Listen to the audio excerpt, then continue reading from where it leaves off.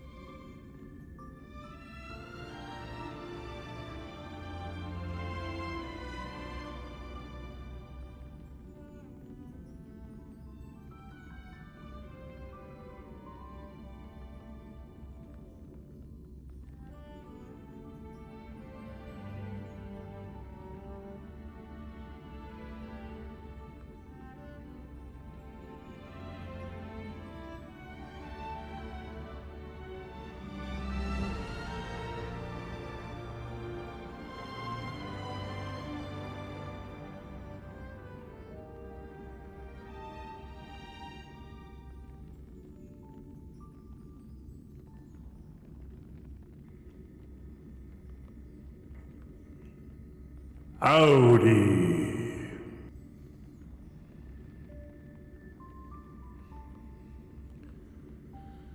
Good morning, everyone. I am your host, Solomon Savage, your sci-fi Western VTuber, coming to you live from the heart of adversity. Cha-cha-cha-cha. Sorry for all the delays. Had audio problems at the start, and because of that, I didn't get anything else done that I had planned to get done. I just needed a few more minutes to finish getting myself ensconced in here. So, we're going to be playing more Star Rail today. Surprise of surprises. Let's go ahead and get to it, shall we?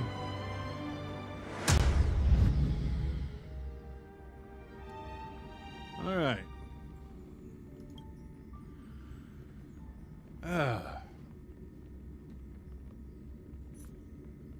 Well, game will restart. Great. Oh well. At least we got that. All right. Everything still seems to be working. Yes. Okay. Still got audio. Still got visual. Great. All right.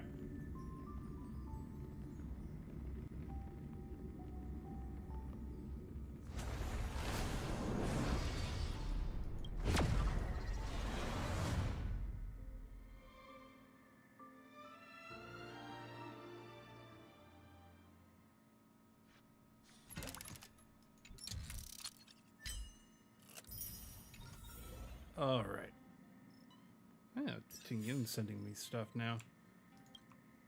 All right.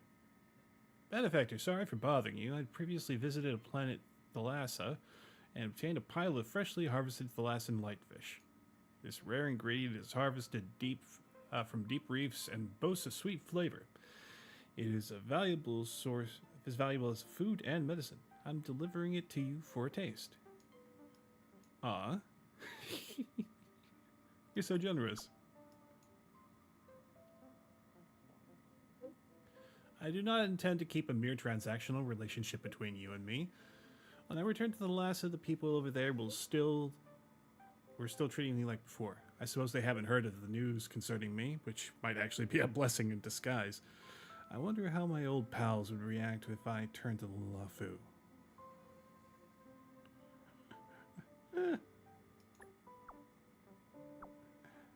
Ming Ming will definitely invite you over to her tea. She created a new tea blend based on your suggestion and named it Tingyun's Blend. I can imagine the sweet lingering aftertaste of the tea based on that name. Madame Yukong also had mentioned that you were the one who delivered those gifts. I prepared for them. Thank you, Benefactor. Now I can finally set off on my journey again at ease. Cute! Alright. Before we get bogged down here, I'm going to go ahead and run a few calyxes, do my dispatches and things for the day. All right.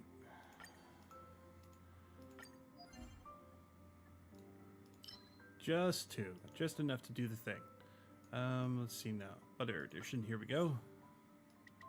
All right. Yes. Start.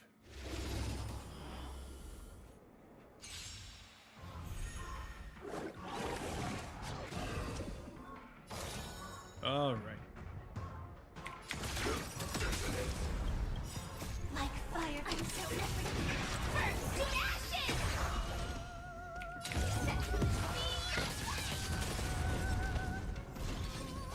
This is more than that.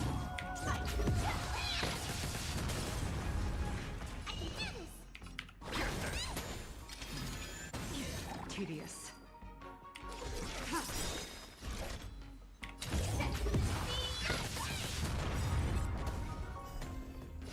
Firefly, type 4, in position. I weep for the departed. It is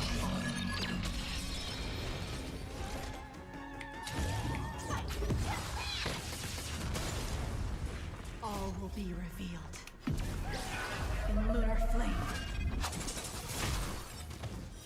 Blade of me.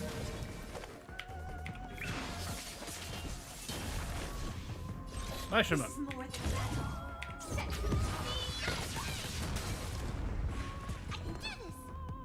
Alright. Another journey begins. Still water. Alright.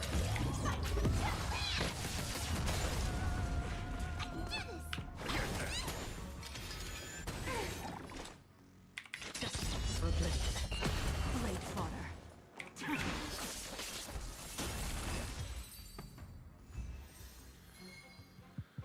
Alright. One more time, I think.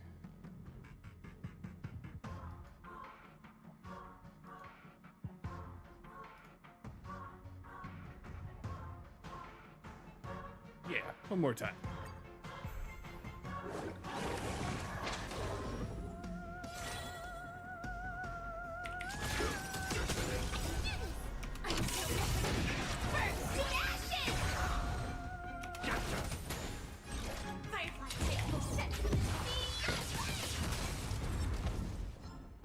That's half the work.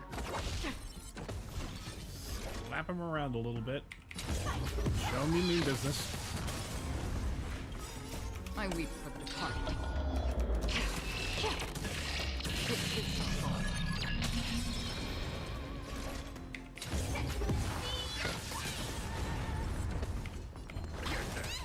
Free will, or was it still water? Uplift. This is more.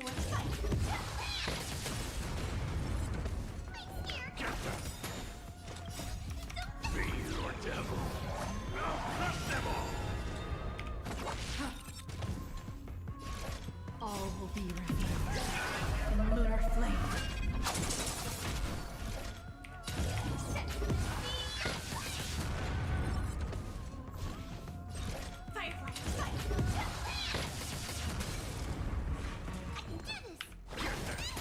Another journey begins. For oblivion. Well, alright, that'll be enough. Ooh, got a high tier one that time. Well, let's see. Checking on my parts and pieces here. Okay. We're building up a respectable pile. I'll probably do some more later, after we get around to the 4 o'clock era.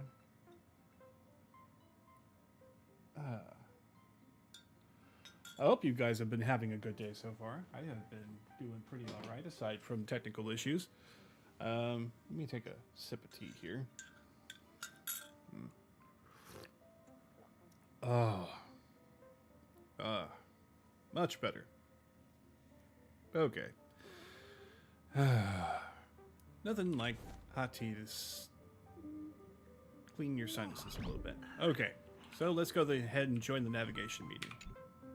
Please stand by, passengers. The navigation meeting will be starting soon.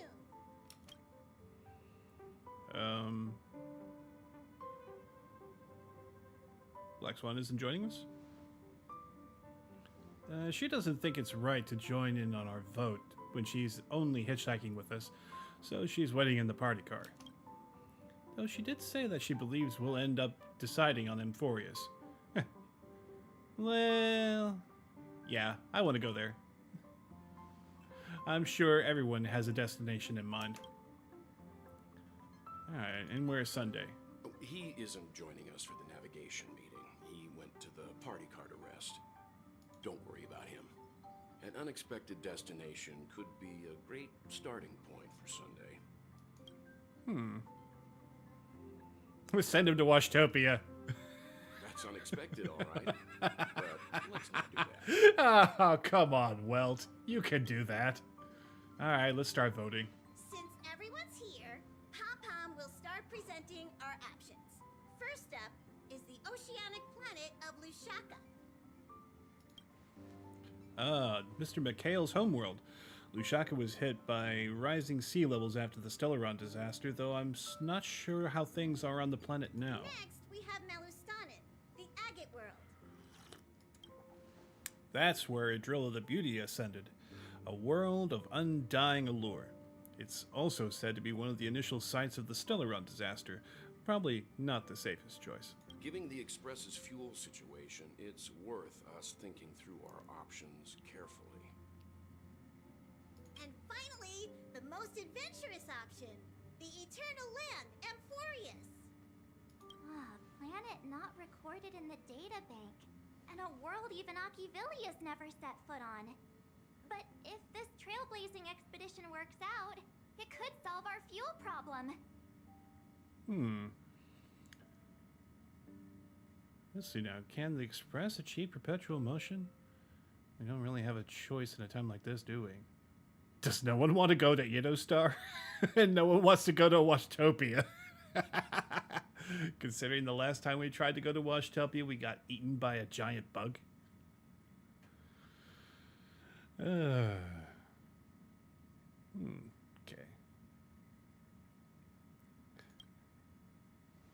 It's not that simple, but we can save Pom Pom from worrying about service delays, at least for a foreseeable period of time. Amphoreus does have something to offer, unlike the other options. Just a second. I need to fix something.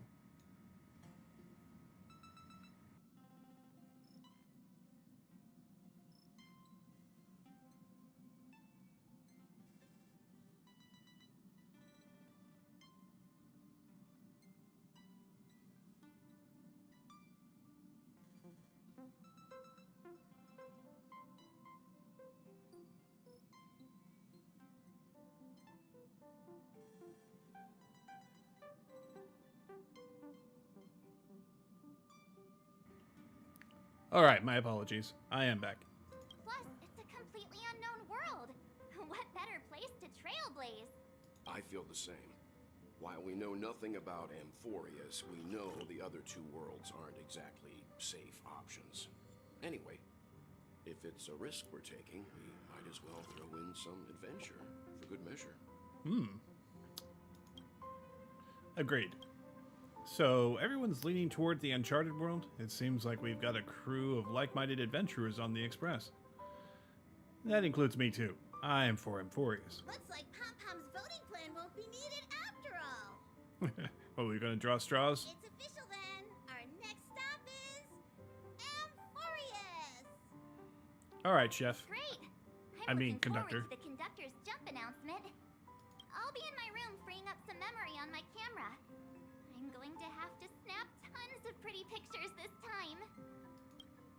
And don't forget to share the good news with Miss Black Swan. I better start packing up too, or should I chat some more with the others? Could have swore I saw a little. Alright, let's talk with Himiko. Ah, Solomon, this is your first time exploring beyond the astral charts, isn't it? And it doesn't feel any different for me. And that's the same for everybody else? Maybe not for Pom Pom, and worlds that have been mapped on the astral charts also present new surprises from time to time. But we'll be fine. Let's just say I have a backup plan. I'll reveal it when the time comes.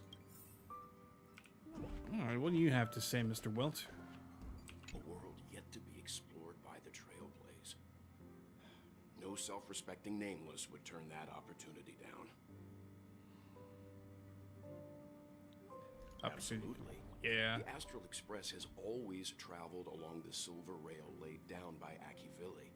We don't normally get to venture into a world beyond the knowledge of the Trailblaze. But this time, we might just get the chance to add a brand new stop to the astral charts. I don't mind telling you, I'm a little excited. Well, I'm glad to hear it. Well,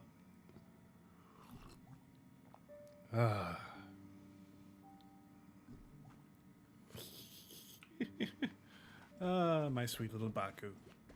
Alright, let's go to the passenger cabin real quick.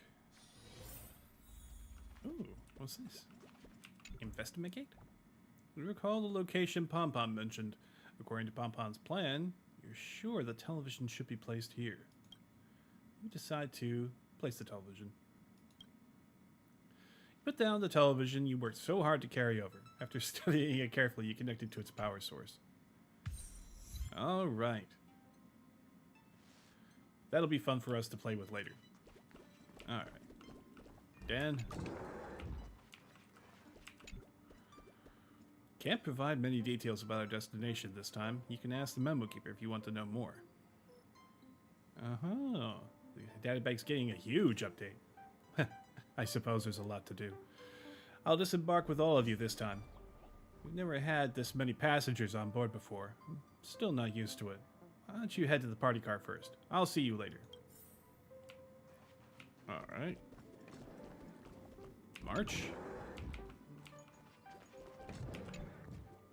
Oh, hey, great timing. I just turned on my camera and was looking through some old photos. Can I ask you something? What's your favorite part of a journey? From start to finish. Start of the journey, when we dive into the unknown. Middle of the journey, when some gains are made. At the end of the journey, when we want to commemorate the adventure.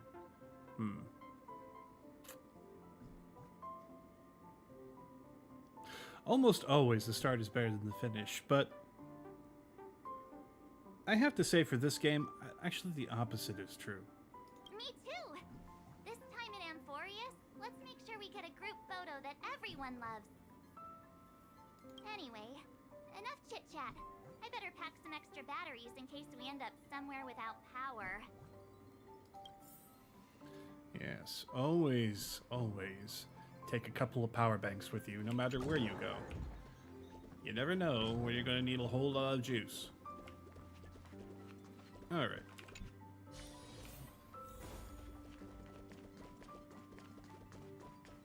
Yum.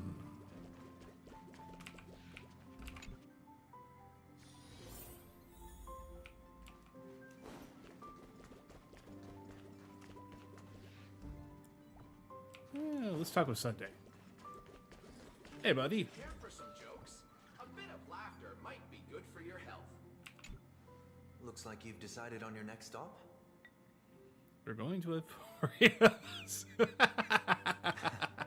I see. Oh, you're taking it very calmly. Those who embark on a long journey simply need to set off.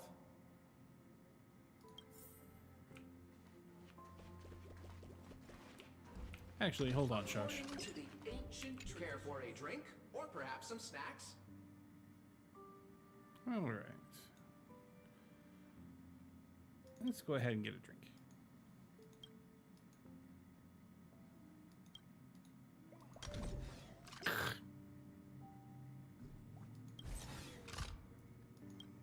Just give me something tasty, please.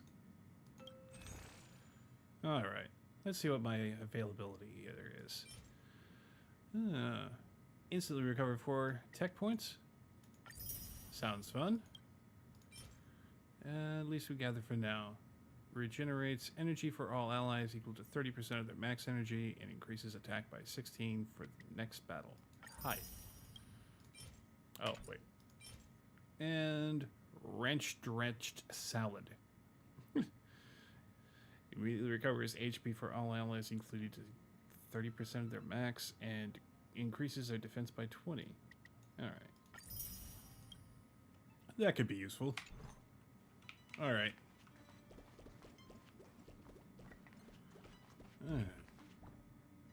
Miss Black Swan. Ah, you're here.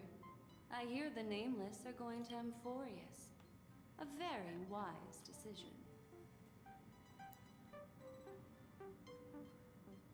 And why is the garden turning up for us to help?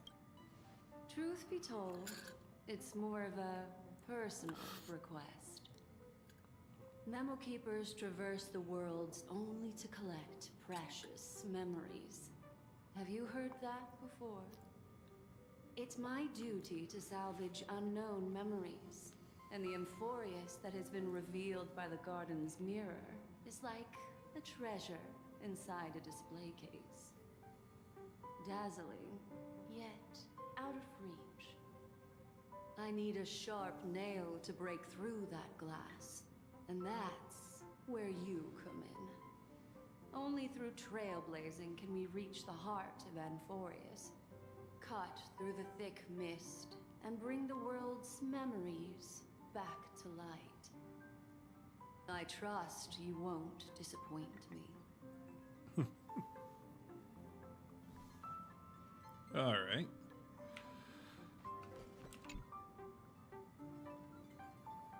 much deliberation, you realize that insufficient preparation is as good as no preparation. You toss your luggage aside. Never mind, having some preparation is better than none. Even formalities have their place. Looks like it's about time. I should go find a spot to take in the views during the warp. Alright. Yeah. So long, Penacony. It's been fun. Attention passengers! The express is about to make the jump. Please be seated and hold on.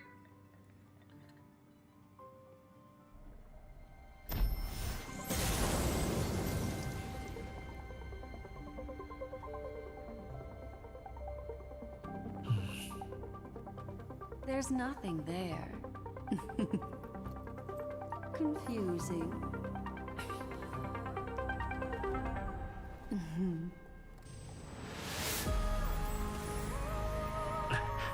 The answer lies hidden in the starry sky. Here it is, the isolated world that can only be seen through the garden's mirror. The eternal land, Amphoreus. Ooh.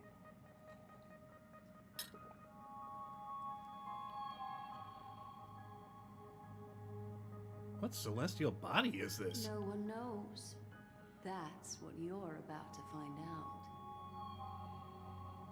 As you can see, Amphoreus is surrounded by a mass of chaotic matter that conceals it from the outside world. Nearly. Conventional interstellar travel can't detect its presence, let alone pass by or land on the planet. Yet the Garden caught a glimpse of this place, and along with it, discovered ever-shifting traces. Three paths interweave and fetter Amphoreus, co-authoring the fate of the world. Ordinary pathstriders aren't known to leave traces in the mirror, so if what you said is true, then this isolated star system must have been home to at least three beings comparable to emanators. I would even go as far as to say, eons themselves. For a world to have nurtured such marvels, yet still remain unheard of throughout the cosmos? Now that is hard to fathom. We already know one of the three paths to be erudition. I can reveal the second. In fact, you've all seen it just now. It's the remembrance. I see. Then it makes sense that a messenger of the garden would be capable of unveiling Amphoreus for us. What about the final path? Unfortunately, fate is keeping the third path a mystery. I don't know what it is either. Hidden beneath the brilliance of erudition and remembrance, yet possessing enough power to rival the other two paths. It could be the equilibrium, the enigmata, or perhaps the permanence. I have no clue at all. Okay. Let's workshop this a little bit. So we have erudition, which is the embracing and seeking of knowledge. And then you have remembrance, which is knowledge already gained, but can be lost. So, thought and memory. Hunin and Munin.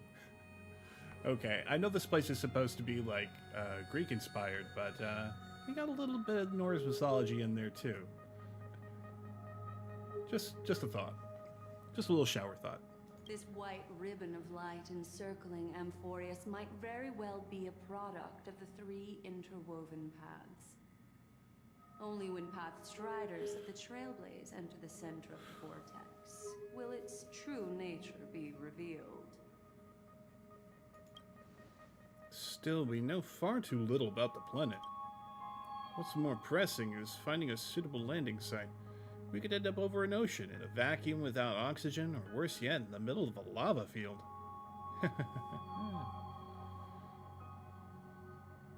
Alright, we're turning back. Next stop, Lushek.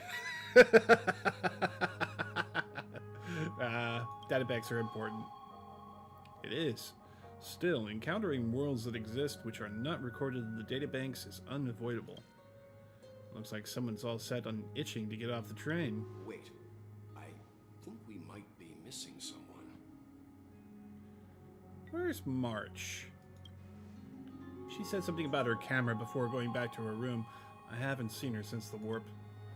Oh, that's not like March. She usually is the most excited about these expeditions. Let's drop by her room. Alright. Ah, what a beautiful sight.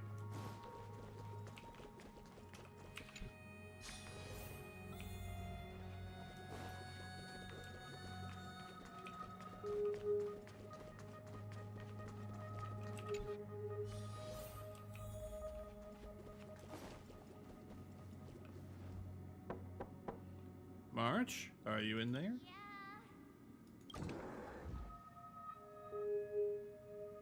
Sorry, guys. I don't know what's wrong. I just feel really weak after the warp. Did you come down with something? Is it motion sickness? Are you possessed?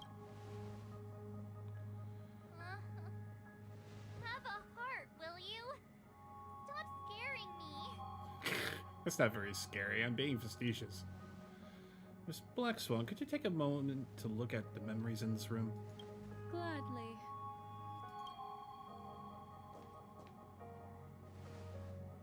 Black Swan presses her forehead against March 7th's head as if feeling the letter's body temperature. I'm seeing March 7th hit by a sudden bout of weakness in her memories, as if something was weighing on her. The onset of it far too quick to be any kind of sickness. Perhaps it's the effect of some external stimulus? Oh, why is everyone here? I should have cleaned my room. It looks fine. I invited Sunday to help with the diagnosis. He grew up in a star system rich in memoria. When it comes to mental healing, he's quite the specialist.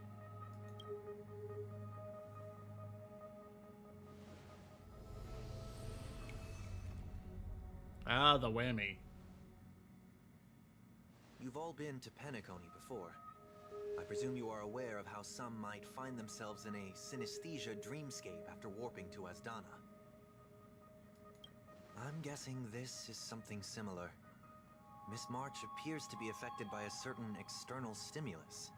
Perhaps a path, an eon, or even Amphoreus itself. I agree. That's likely the case. Why is she the only one affected? Well, she was set adrift in space. There's no way to tell at this point. It could just be a matter of time before everyone feels unwell.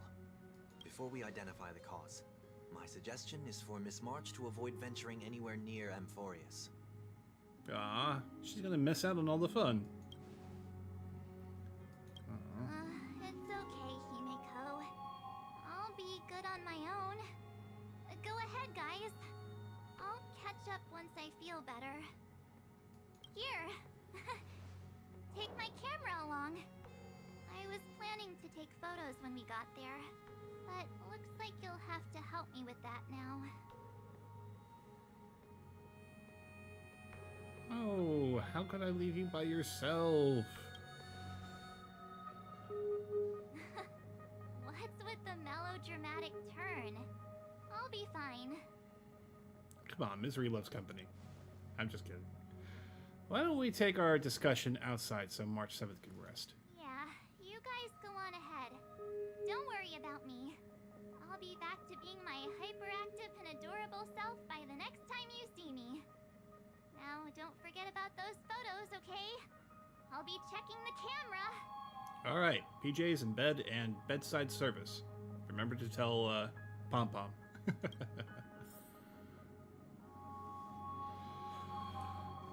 Alright.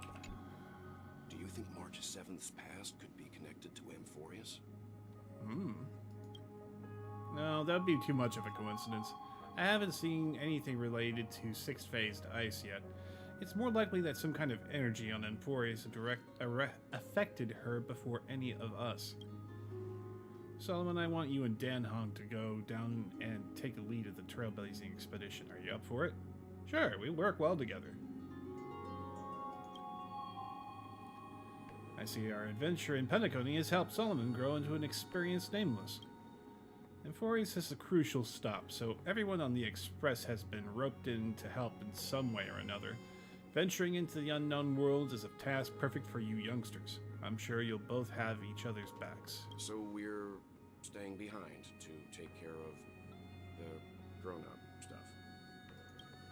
Chin up, Weld. You'll get your chance out in the field. Someone should be taking care of March 7th, too. I can do that. I'm fine with any arrangement you have for me. Right. Sounds like we're all good. Come with me to the parlor car then, you two. I prepared a backup plan before our departure, but I didn't count on having to reveal it so soon. I suppose there's a lot to do. I'll disembark with all of you this time.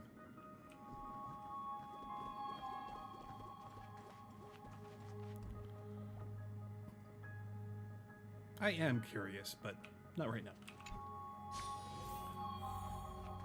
Okay. Now that our ground exploration team is assembled, I'll let the conductor reveal our backup plan. Yes. Seeing how this is going to be a perilous expedition, Pom-Pom and the Navigator have come together to prepare a special trailblazing gift for you. Your very own car! I already own two. Why do I need a third one? Can I have the party car instead? What? Or what now? Express is splitting up. Amphoreus is outside the interastral peace telecommunications coverage zone, so there's no chance of remote communication when you're there. Uncoupling and using one of the Express's cars as your landing capsule is the best way we can ease your exploration. It can also be your safe house once you're on Amphoreus. The car you're getting has its own thrusters, so just buckle up, and it'll take you into Amphoreus and land you somewhere safe. The Express is more multi-purpose than I thought. A powerful engine and send cars blasting off into space. Only in extenuating circumstances. Don't go thinking you can detach cars from the Express every which way, alright? Given how big this thing is, it would take a major undertaking just to uncouple it. Get going whenever you're ready. Pom-Pom can't wait to hear about your exciting discoveries. Alright. I'm going to run to the restroom real quick. I know, delay after delay, but it's necessary. I'll be right back.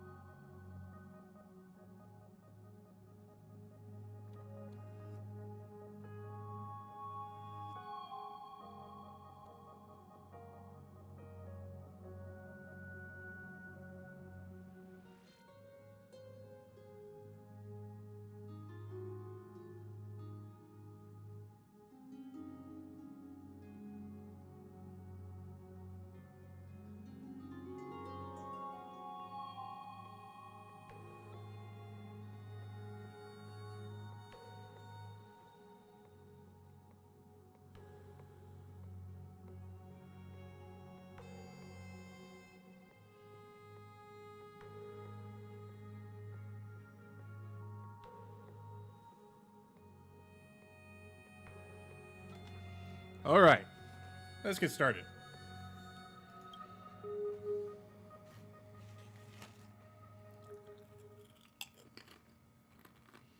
Car ready for detachment. 3, 2, 1.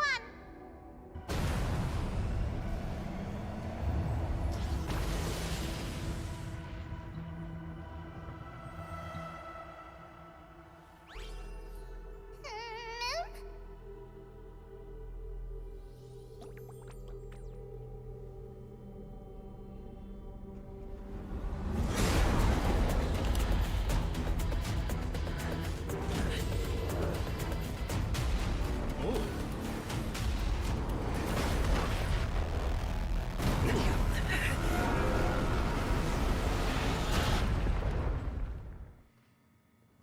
That's no fun.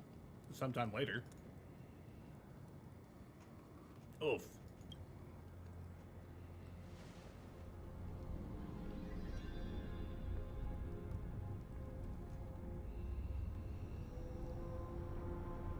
Did I get knocked free from the car? Or I get dragged out? Oh, man. Everything's on fire. Down hung?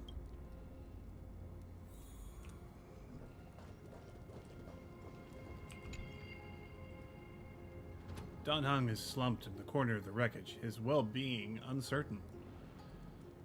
That was one stylish landing, bro. Time to come up with a name for the next reincarnation. You have to throw him in the ocean first. He's kind of one of those little pills that turn into sponges when you throw them in water.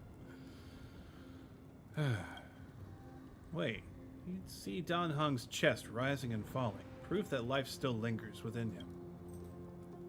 Mouth-to-mouth resuscitation? Slap him in the face. Shake him hard.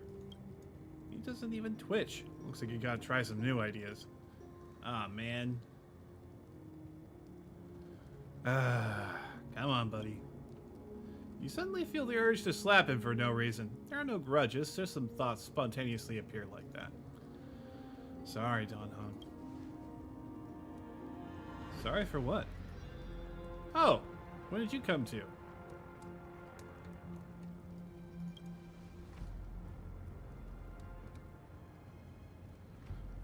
How long were we out for? We passed out when the car got hit.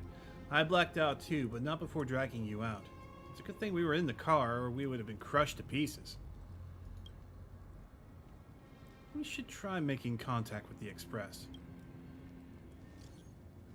Umiko, we made a smooth landing on Amphoreus. Looks like there's a civilization down here. I'm starving, Pom-Pom. The car's blown up. Pom-Pom, drop some food down, quick. Message failed to send. Well, guess as much. It's no longer working. Looks like it's just the two of us down here for now. Let's find some place safe to set up base of operations first. The statue and the buildings we've seen so far point to a civilization here on Amphoreus.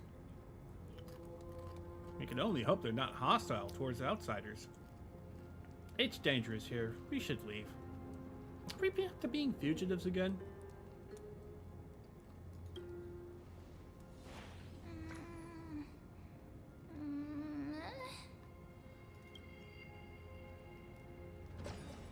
Huh? What is it? I thought I heard something. Shh, someone's here. Someone's here? Ready your weapon and stay alert. Let's find out what's behind that gate. Alright, Mr. Baseballer. Time to get set to receive.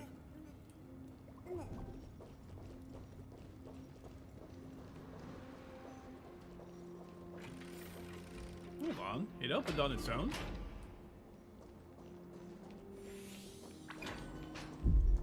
Why is it so dark? Is it nighttime already?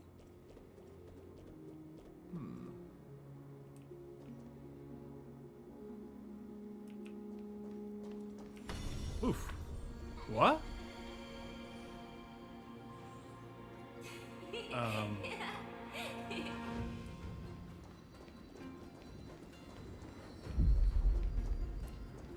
What?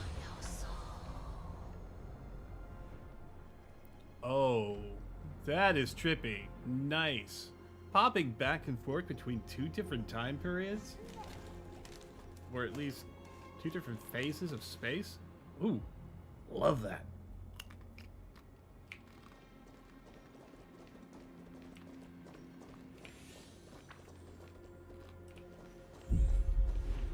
Yes, it's not an illusion. And here it is again. Was it doing all of this? This phenomenon is hard to explain.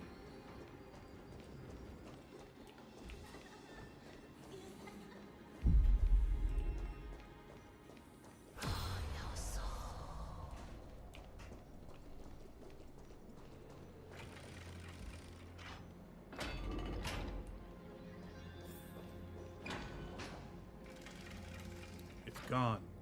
That happened too fast for us to make any sense of it. Did you see what that creature looked like? Rabbit, maybe? That's unlike any of the known species in our databank, but I guess it's to be expected. We know nothing about Amphoreus after all. Back when we were trailblazing into Aurelio 6, we knew its history and terrain even before arriving on the planet. But with Amphoreus, all we have is whatever the little black swan told us about the world. What should we do now? Find a local? I'm afraid we must plan for the worst. Putting a potential language barrier aside, that was a powerful attack on us just now. It's hard to imagine a planet as far out and isolated as this having the expertise to create such sophisticated weaponry. Is it any match for your dragon transmutation? I can't tell for sure, but let's not get our hopes too high.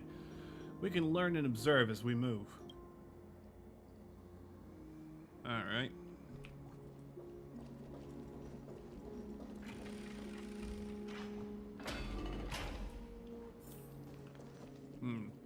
That's one monumental city gate. Imposing and somewhat archaic. Could it be a cultural site?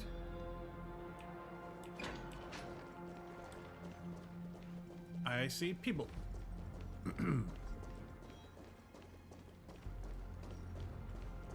Or something that looks like people.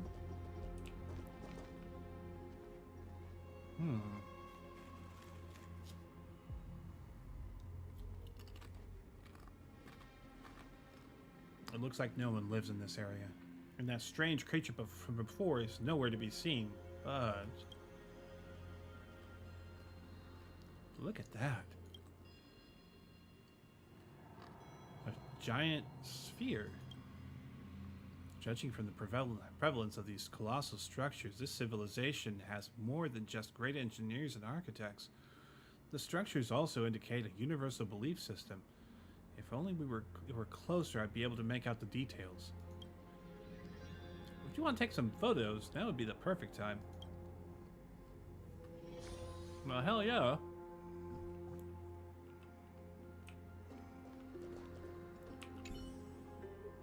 Giant sphere stands between heaven and earth in the distance.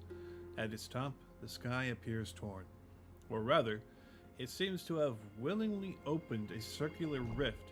Inside, a swirling vortex churns, and the clouds periodically reflect a golden glow. If March 7th were here, she would definitely use her girlish imagination to come with some whimsical and creative metaphors for the scenery. Unfortunately, it's up to you to take on the team's photographer duties for now. Photograph the distant giant sphere.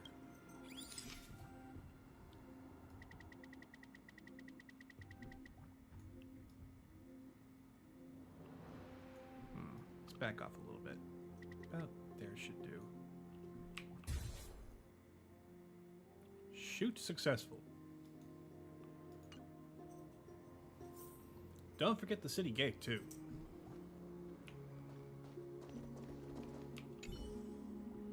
Across the cliff, the Grand Palace gates remain silent, unwilling to reveal any of the history and secrets hidden behind it. What could lie within the gate? You can't help but let your imagination run wild. Bloody carnage, chaotic bouquets, banquets, bottomless abyss. You regain your focus. Hearing a playful voice softly whisper in your ear. Hello? Snap out of it and click the shutter already. Let's photograph the cliff side gate.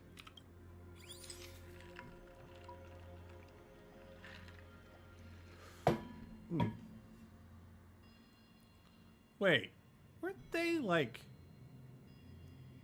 aiming up and towards the sphere? Why are they posing now?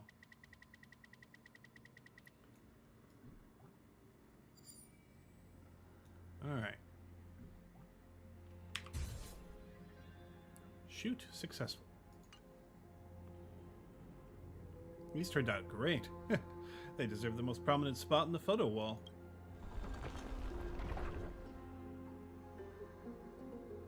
Huh? Something's wrong.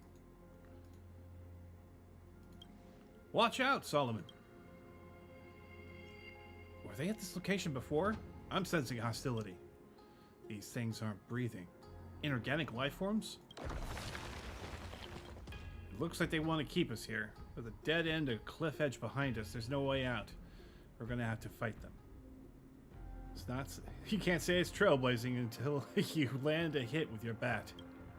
Let's do this. Attacking enemies a certain number of times can destroy their war armor. When war armor is destroyed, it deals damage to enemies, delays their actions, and regenerates energy for the attacker. Attacking enemies with destroyed war armor will also deal additional damage to them. War armor will be completely repaired at the end of the enemy's turn.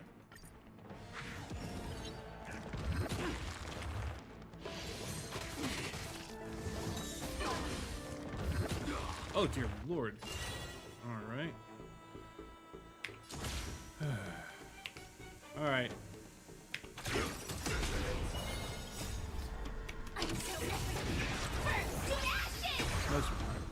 Alright.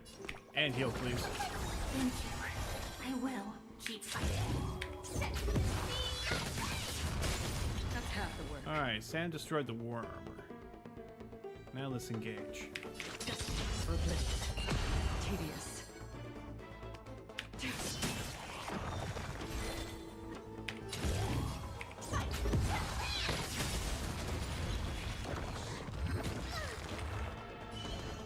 Alright.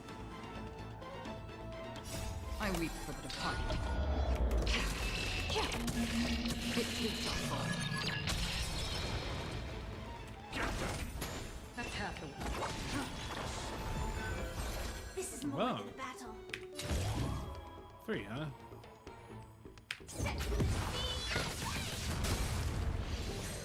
Attack detected. Don't come any closer!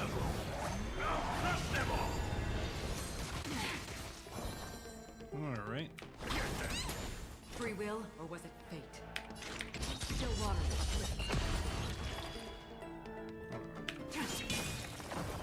All will be Take revealed. forward. In position. In lunar flame.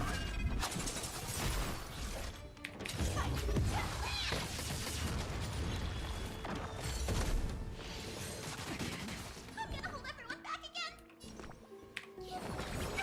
Don't worry, it's just a scrape.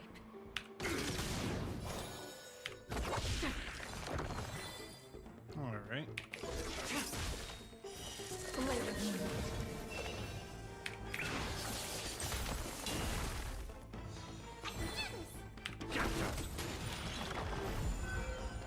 Alright, they just keep coming. How do we break free from this?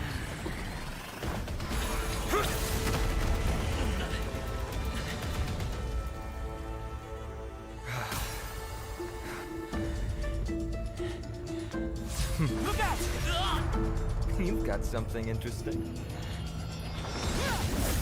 Oh, come on. You stole my bat! I bear no harm. I just want everyone to be safe.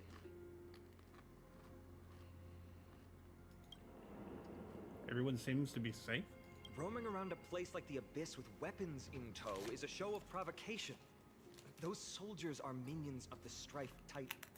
They're not known to stop until all invaders fall under their feet.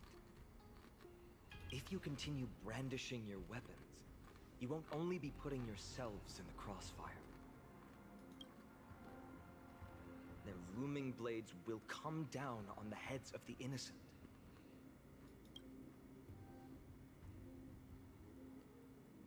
A simple approach gets your message across all the same. It's difficult to tell if you're friend or foe when you appear out of thin air.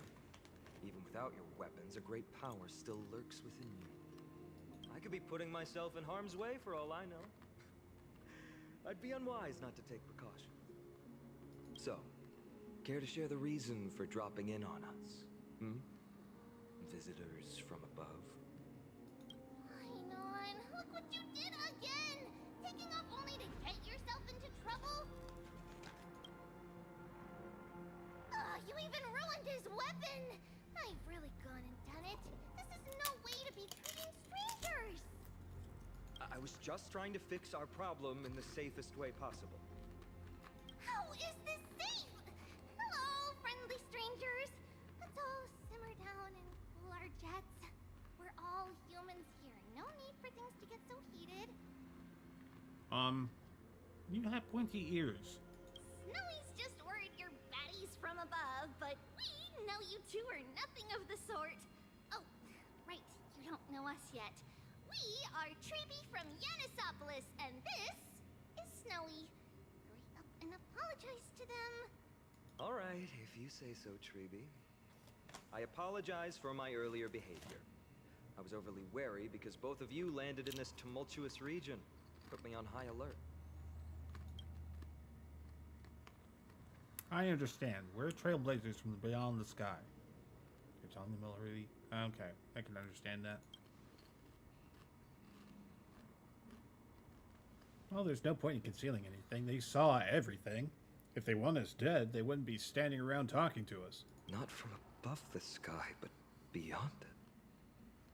Wow, that's something else altogether. You're lucky you met us, then. Well, what do you mean? She means you're lucky because we won't hurt you, but the same can't be said for others. Let's talk somewhere else. You've seen it firsthand. It isn't safe out here. As you saw, there are still many refugees who haven't been freed in the temple. We're here to rescue and escort them to the holy city, Agima. They're the reason I had to be absolutely sure you were not here with ill intent, and why I wanted you to put away your weapons. If something were to occur, they would have no way of protecting themselves. I'm Finam, from Ides Elysiae. Sorry if I offended you just now.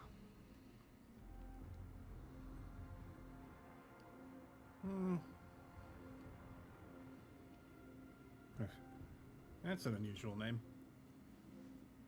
Yeah, I'm Dan Hung. I am Solomon. Friction really does spark friendships, huh? Here, you can have your weapon back. And here's your spear. Don't worry, this is entirely on Snowy. I'll make sure he fixes it for you. It seems I'll have to treat Cartonis to a couple of drinks again. We just arrived and still have many questions. If you two can ensure our safety, traveling together would certainly be the best choice. Please, lead the way.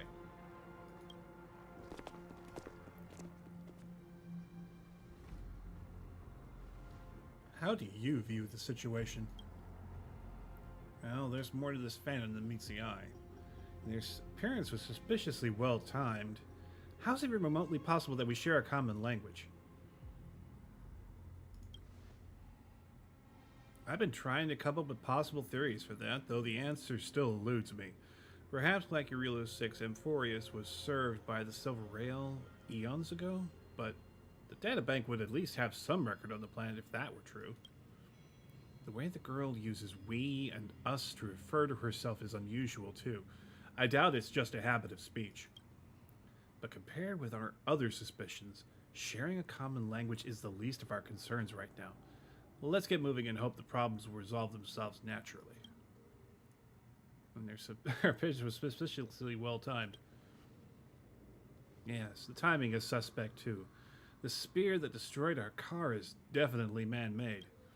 I suspect they might have staged the encounter, but these refugees? They're clearly not pretending. For now, it's reasonable to assume they're not on the same side as the attackers. I agree. To disarm you in a flash and even snap my spear, he's no ordinary person. He was also quite cautious, keeping his distance throughout the conversation. I tried probing for more information on Amphoreus, but they are both casually glossed over it. Conversely, I believe this indicates he doesn't believe he can easily subdue us. If things take a turn for the worst, our best bet is still going to be a resolution by force. About your spear, man. Though losing the spear is unfortunate, we've gained some important insight. Amphoreus' weapon forging skills are on par with the craftsmanship that forged the Cloud Piercer. Looks like this world is nowhere nearly as primitive as we at first thought. Perhaps they have more to surprise us with at this holy city they mentioned.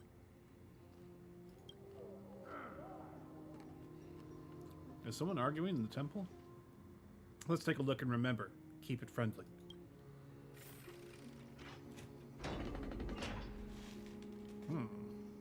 Okay.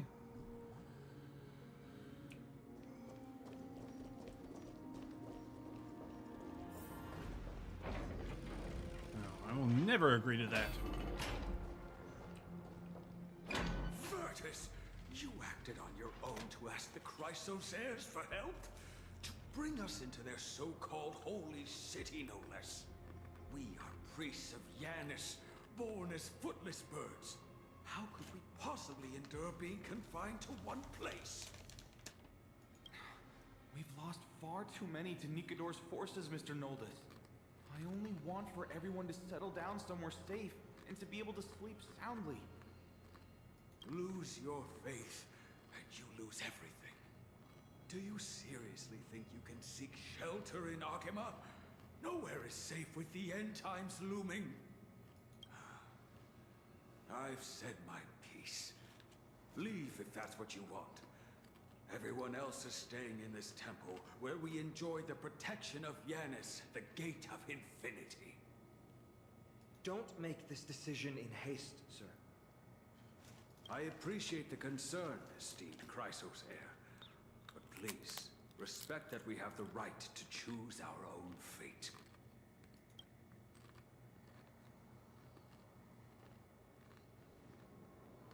I'm sorry you had to see that, esteemed Chrysosair. Oh, these two with you are... Travelers from afar. They're also headed for the Holy City. If memory serves me right, you are... Virtus? Please, you may call me Finon. What was that just now? It's an honor you remember me, Finon. We are priests from Yanisopolis. Armies of the Strife Titan destroyed our home, forcing us to flee across many lands until we arrived here. A few days ago, I watched another companion fall to those monsters, and I was shattered. I offered a prayer to Akima, thinking the answer would take time, at least enough for me to convince Mr. Noldus.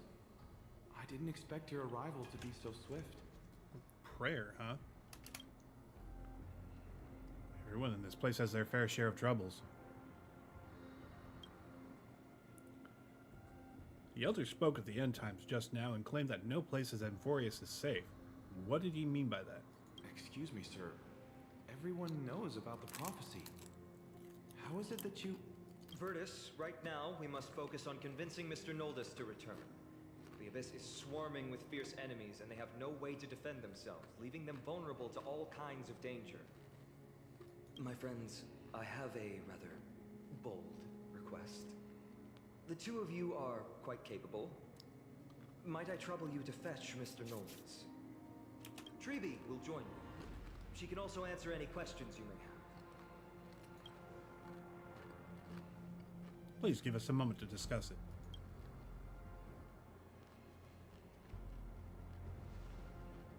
Phanon interrupted me as I was trying to gather information from that refugee, and now he's saying the girl will answer our questions. His intent is obvious. He's hiding something from the refugees. Yes. I believe he thinks it's worse for others to find out that we know nothing about this world. He wants to hide the fact that we're visitors from beyond the sky.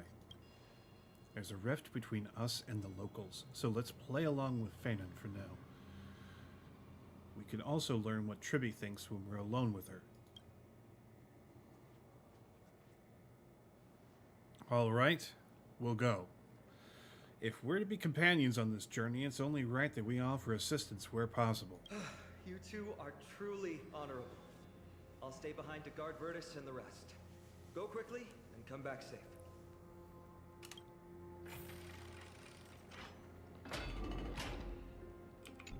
I'm sure you two have a ton of questions, don't you? A bit. As for why we should speak in private, that's because quiet places are better suited for communicating with one another. But the road ahead is cut off. Are you going to carry us to fly across? You're not going to ask me to jump down, right? Dan Heng is finally going to be able to jump? Oh, what are you talking about? Judging by your reactions, you aren't lying about being newly arrived travelers. In that case, don't blink or you'll miss the next part. Also, Snowy wouldn't dare make plans for us. It's more like the other way around. Alright, silence please! We are about to summon a miracle. We, thy humble descendants, doth surmount the myriad of passages of Yanis to stand before thee and receive the scales of judgment. O selfless arbiter Talantin, declare us innocent in the name of the law. Weigh the fruits of the present in exchange for the sweetness of the past. We summon thee, Orynyx, to lift thy curtain of memory. Once again, stir the ripples of past reverie.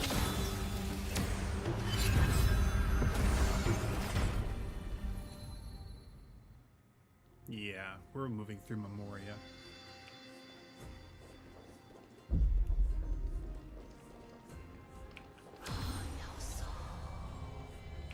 How is that possible? Did Orynyx's prayer fail? My two friends, don't stray too far away from us. Stop panicking. As long as we're with them, we'll be fine.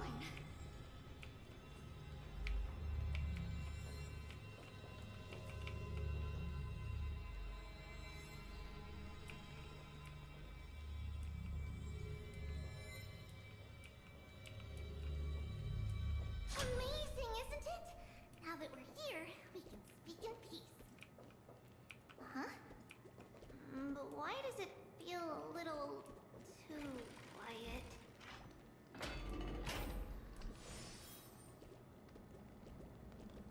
Okay, Tribby just disappeared.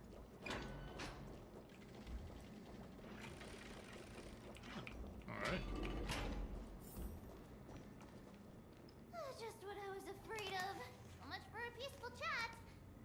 The history lesson will have to wait, my friends. We must help Mr. Noldis.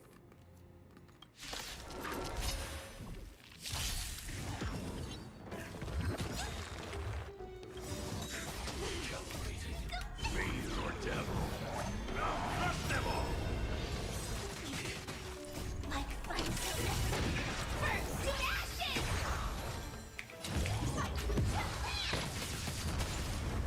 You have impressive fighting skills. It'd be better if I still had my weapon.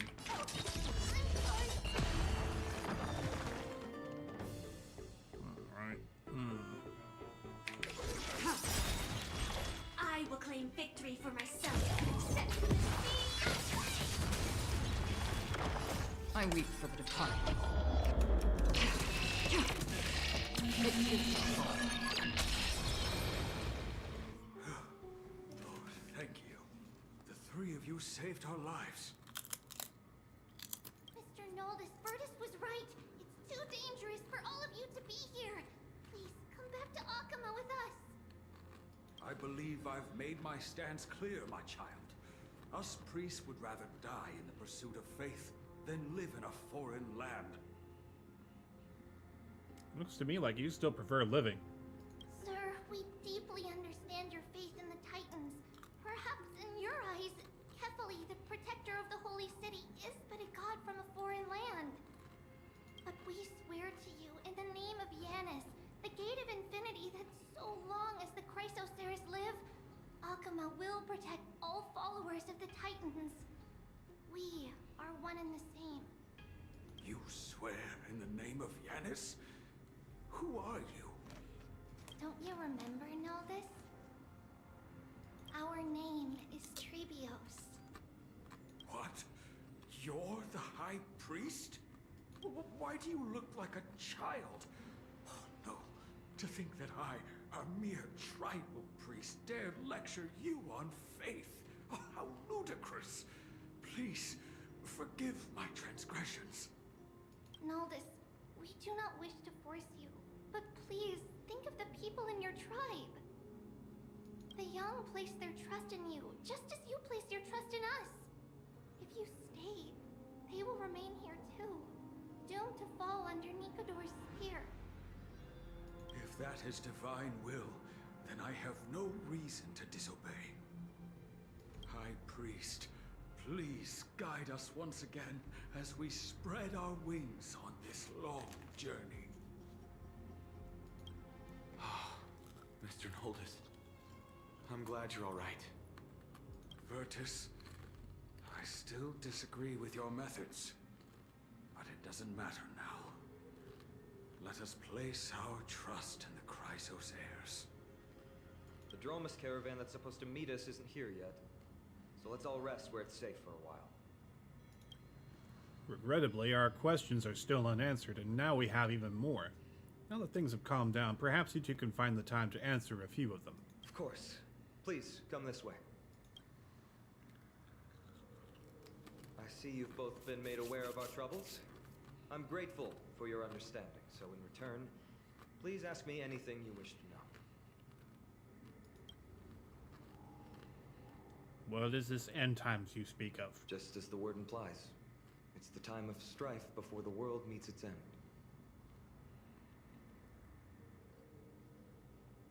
The finality is still after me? Are you saying your civilization is coming to an end? To be precise, it's the whole world that's coming to an end. And what are these Titans? The ancient gods of Amphoreus. Once worshipped by humanity, they now stand as their foes. What? And who are the Chrysoceres? The prophetic deliverers, with golden blood coursing through their veins.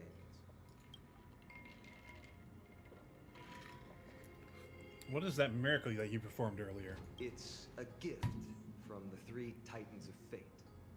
With their blessings, priests can awaken shadows of the past to alter reality. You're putting it too lightly. Don't make miracles sound like a tool you can simply use at will. That's all the questions I have for now. Honestly, you guys have explained very little. Your answers are too concise. I'm sorry. I guess I'm not good at telling stories. Yet a tedious and overly long explanation isn't ideal either. Let me think. Oh, right! Virtus and the others are priests from Yanisopolis. They should be adept at playing the lyre. How about playing a song for our two friends? There's a ballad that's been passed down in Amphoreus since ancient times.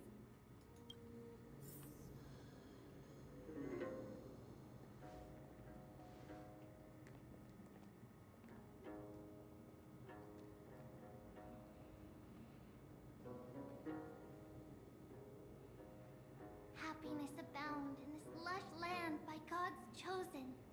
Giants raise their glasses in a toast, beheld by the 12 constellations. 3 carved the heavens and the earth. 3 wove the threads of fate. 3 molded life with their hands, and 3 guided calamity's gate. They declared the world too unstirring, hence wished endless laughter upon the living. Thus, you and I were created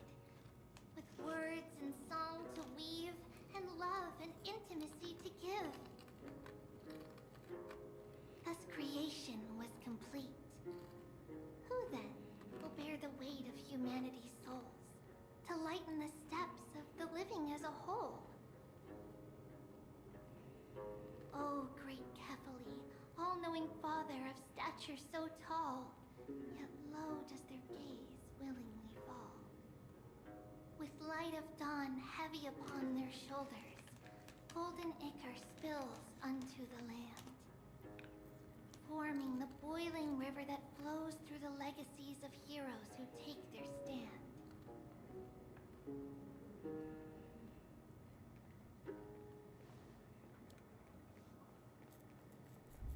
Ichor, of course, refers to the blood of gods. What does that sound? It sounds like footsteps.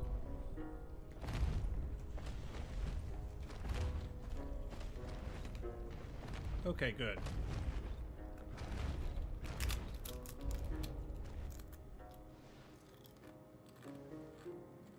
We got freaking dinosaurs.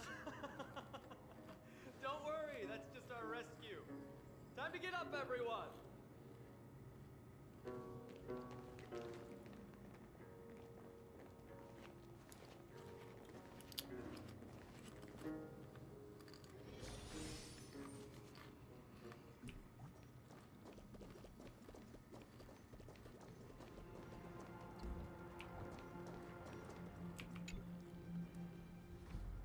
What magnificent creatures. These large, mild-mannered creatures are called dromas.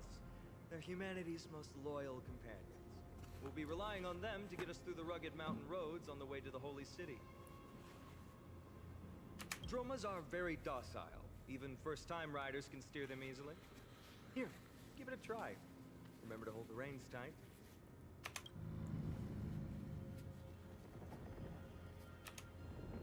Yeah, let's ride the Druma. I bagged myself a dinosaur.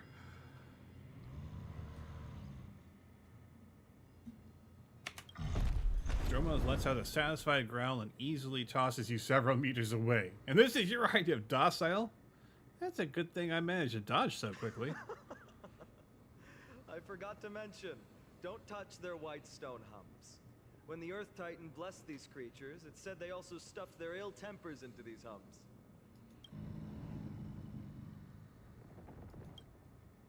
Carefully ride the Dromas. See? Easy, wasn't it? Everyone, how did you find our lyre performance earlier? We've been in exile for many days and haven't touched our instruments in a long time. I fear our skills have grown rusty. We've made a spectacle of ourselves. No, not at all. Your performance was wonderful, sir. It's been a long time since we sat together like that and sang ancient ballads to our heart's content. I'm grateful to all of you for reminding me of those glorious and peaceful times. Looking back now, I admit I was too stubborn. Perhaps you really can save Amphoreus from its doom, just like how the four of you heroes saved our very lives and faith today. Suffering's bad for your health, and it won't help your faith much either. That's why it's our inherent duty as Chrysos heirs to free everyone from suffering. It's also the reason for the Holy City Akima's existence. The only human city left in our present day. Wow, it really is Bellabog all over again. Hey now, don't be so serious. You're bringing the mood down. Anyway, in short, the Holy City is absolutely safe. Everything will be fine once we get there. Is everyone properly seated? Then we're off! Next stop, Akuma! Back of Dromas is a cradle. You gradually fall asleep and the caravan will ride of Akuma shortly. Just hold on, wake up, something's going on. The city's under attack.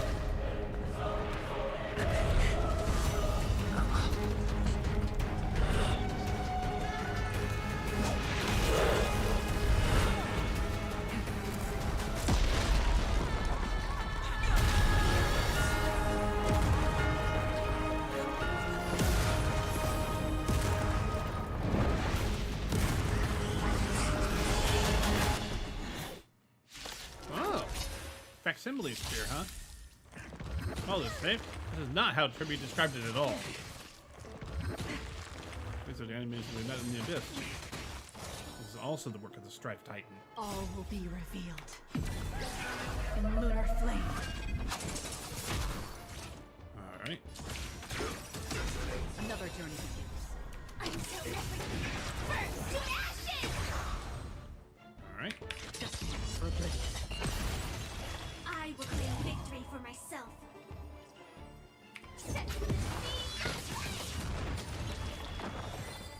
Alright. You.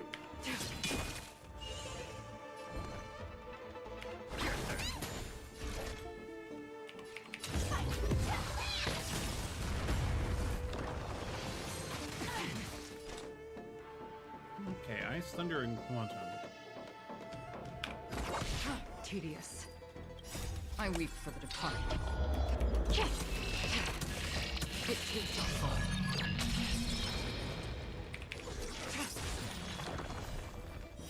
Later.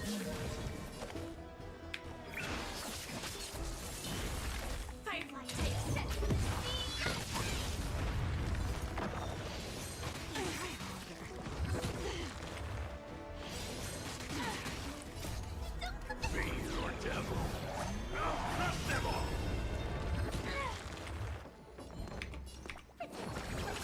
Don't worry, it's just a scrape. Alright. Let's get him. Yeah. All will be revealed in lunar flame. I will claim victory for myself.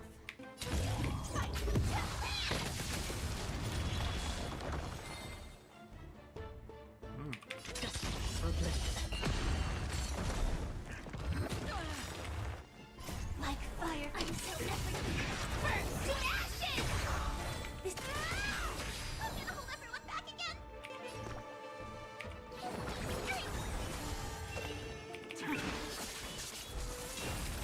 Firefly take 4, in position, set.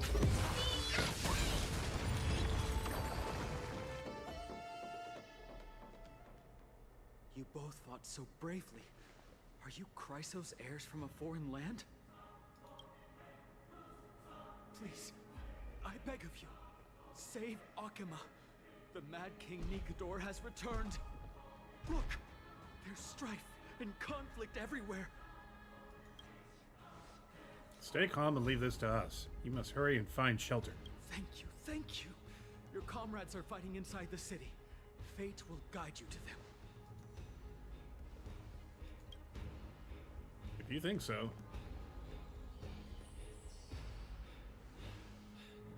I expected the Holy City to be a strong sanctuary, but things are less peaceful than I thought. Let's stay here and lend our support on the battlefield. We thought that we were Chrysos heirs. Do you think Nikodor is related to the destruction? I don't think so. These Titan can have obvious differences to the Antimatter Legion. Our priority now is to find Fanon.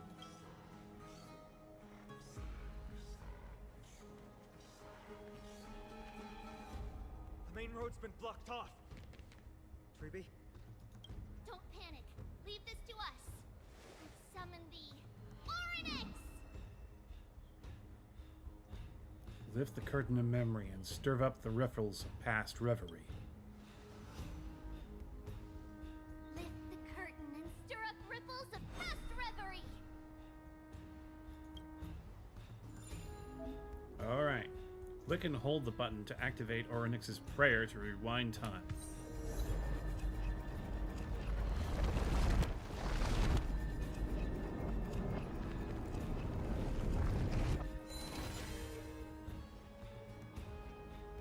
How's the situation? It's you two. I'm sorry we got you involved again.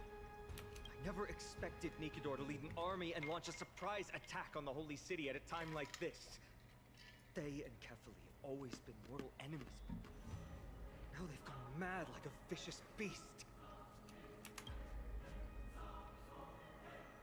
We took care of some enemies. You have my gratitude. Thankfully, Akima is not completely unprepared. The prophecy had warned us about this. This is a catastrophe, but it's not the end. Mr. Noldus and the others have gone to seek shelter. Leave the rest to us. You should evacuate along with the citizens. Yeah, we can help. I don't doubt your skills, but... Very well, but please remain by my side. These pests can't hurt you, but our companions, those known as the Chrysos heirs, their attacks do not discriminate between friend and foe. Oh, Kefali, throne of worlds, please end your long silence and grant humanity protection. What are you doing? It's not safe here. Seek shelter quickly. No. It's very safe here. The prophecy has already revealed that the light of Kefali will shine upon all. Watch! No one will die! The heroes will protect the city! Leave them be. Just as Mr. Noldus reveres Yanis, faith is all some people have left in a world teetering on the brink of collapse.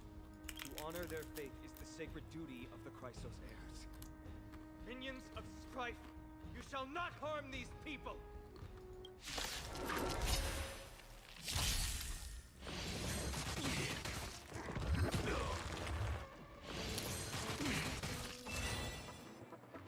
All right.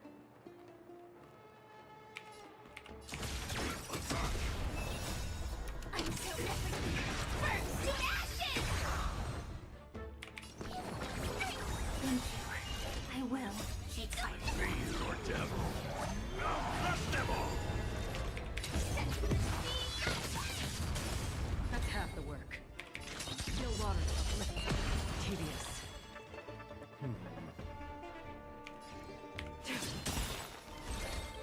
I weep for the departed.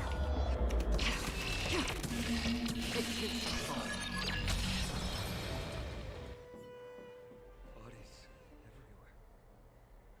How could so many enemies have made it to the front gates? Where were the city guards? Snowy! We're back. Oh, 3 tribbies? We are Trian. We are Trinan. We are Trivi. Wait. No. Now is not the time for introductions. The surprises never cease in Amphoreus. Snowy, D has been trading blows with the main forces for what feels like forever. From the skies to the city. Hurry up and assist him. I knew it. He gets reckless once he gets the urge to kill.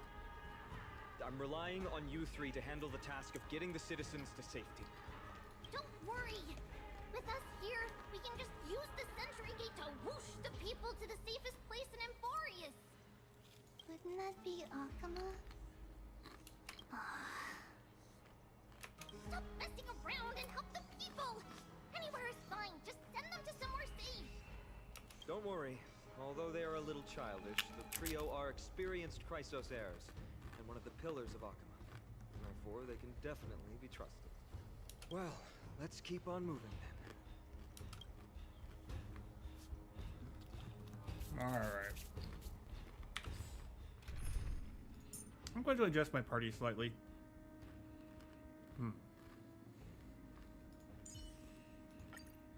Alright. That should do. No, wait.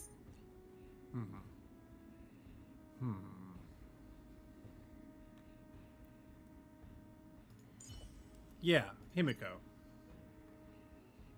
No, wait. I need somebody with either quantum or imaginary.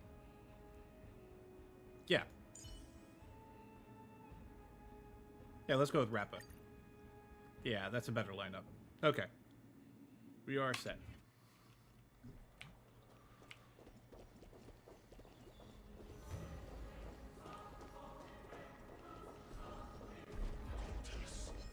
Eliminate the enemies on the main road and leave the rest to the Holy City's guards. They're all trained and experienced.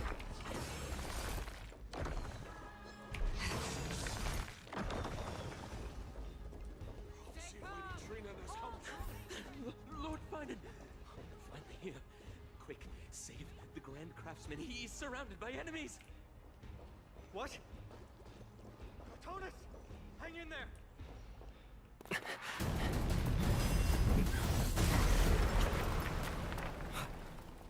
The rear is secured now. This is the result of your efforts? Quit messing around. You know who we're dealing with.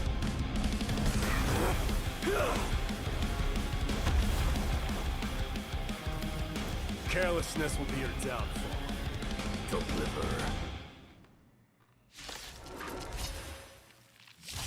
Mere child. A true fight between us was shattered on the aftershocks of our own.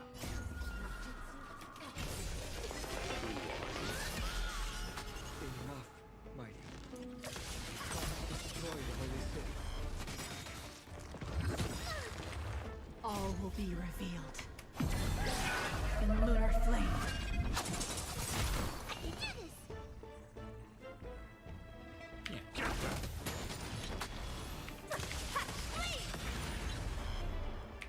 Still water. I weep for the departed. It takes our fall. Tonus! Fine on. I'm glad that you're okay. As for you, Mighty, if I'm not mistaken, shouldn't your responsibility be protecting the citizens? What is that supposed to mean? Who are you implying isn't a citizen here? Names of the people here keep getting stranger and stranger. Don't evade the question. Aglaya told us to protect the citizens. Are you ignoring what she said? It is you who forgot the second half of her words. Her original words were, protect the citizens and eliminate the invaders. The crisis in the Holy City will be resolved once we've eliminated Nikador. Speaking of which, since you've never considered the pair over there to be citizens, they seem to fit the definition of invaders. What do you mean? The three priests of Yanis share the same appearance and mind, and their senses are also interlinked. The Occamants have long been aware of your presence and what you have been doing. You trust him that much? I suggest you think twice. Provoking your allies at such a critical juncture. Whose side are you on? From the moment we first met, I already told you that regardless of whether it's in the past or in the future, the people of Kremnos will never agree to make peace with the likes of you. As the successor of Kremnos, I, Mighty, am not able to act independently on such matters. Furthermore, things have escalated to a point where I must warn you, esteemed guest, that your host is anything but proficient in the ways of hospitality. Enough. The time for internal strife now is not. Still on the offense, the Mad King is, and must be stopped by the Chrysos heirs. I have not forgotten about what needs to be done. Stand down. I'm more than capable of taking care of what's ahead by myself. As for you, Nikador is in the Marmorial Palace. Aglaya told me to stay out of it. So, go ahead. Deliver. I don't need you to tell me that. You. What's your name? I am Solomon. Is that not also strange? Maybe. Is he your companion? You guys don't seem to be on friendly terms. Well, that's the Chrysos heirs. Revered as heroes by the masses, but still imperfect mortals at their core.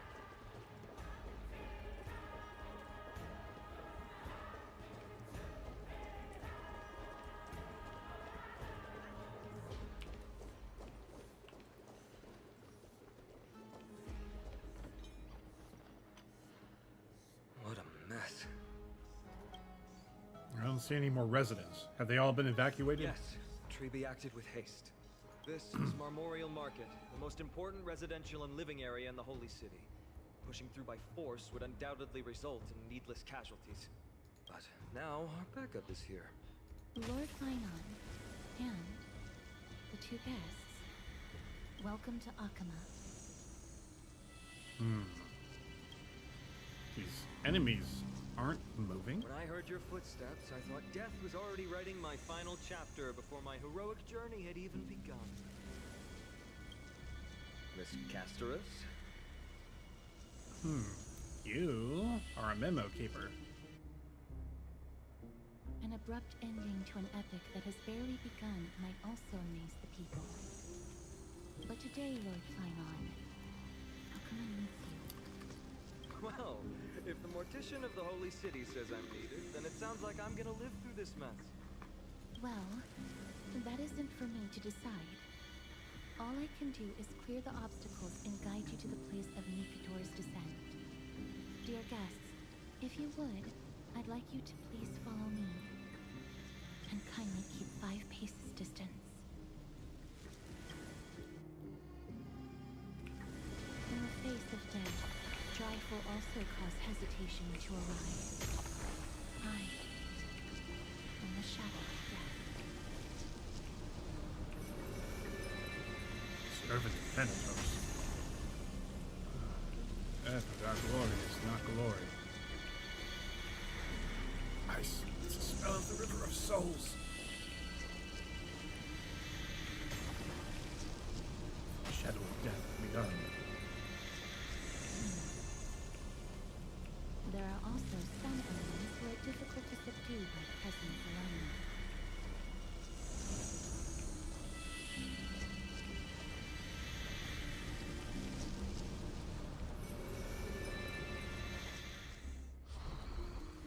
The scent of blood.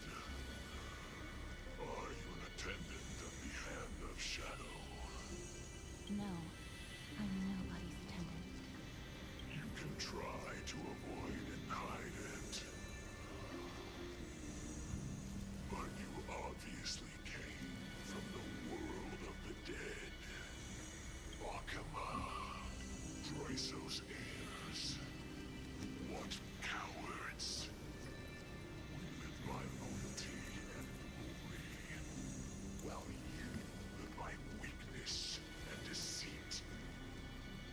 I'm so glad that you're not my history teacher. How much can we trust the words of someone who has sunk so deep into madness? However, if you're standing here out of loyalty of the Lord, then I shall draw my blade and grant you a warrior's end. Come to arms.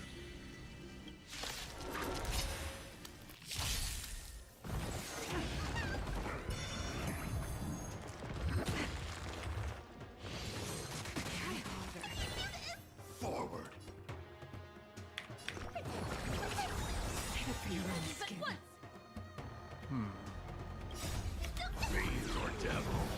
Now crush them all. Castle's no jutsu makes it secret technique dazzle obliteration!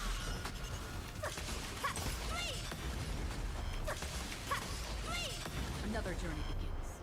Alright. Still water.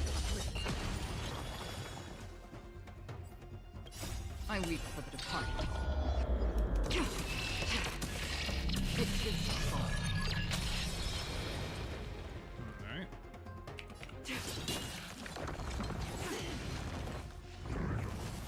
Dazzling Ninja reporting for duty.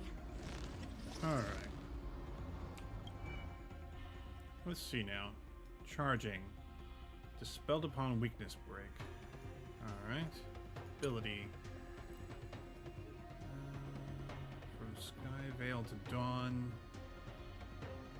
Dawn to Sky Veil. Resembling Furious Lion. Polis Protector. Rise from the grave. Okay. Well.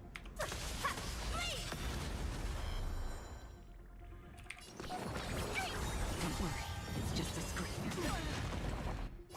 All will be revealed. In lunar flame. Stand down. Blade of moonlight. Smash, shatter!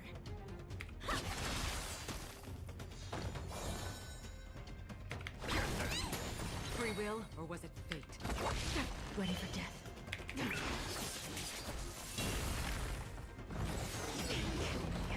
Showing your own son. Don't come any closer! Fiend or devil. I'll cut them all. Cosmic ninjutsu exists in the technique death obliteration! Please! Please! All will be revealed. In the lunar flame. How familiar. Evil leave at once! Please! Destined for bliss. As you wish. Lady Aglaya once said that your time is extremely valuable and shouldn't be wasted on unnecessary conflict. I have the power to lay them to rest. I was about to say the same. It's pointless to waste your strength on these pawns. Let's go. It's time to face strife. Once there, you must turn into birds and fly toward the final battlefield. Miss Castris, why aren't you joining us? I must stay here and ensure that these soldiers do not destroy the city. Although faith is more important to the vast majority, there are still quite a number of citizens who care more about their worldly possessions. I understand, but... There is no need for worry. The citizens have already been evacuated, and the only living things in the vicinity are the three of you. As Lady Aglaya instructed, no civilians will be affected by this. Do excuse my impropriety. Well then, I'll see you later, Miss Castris. Then, could you all quietly leave?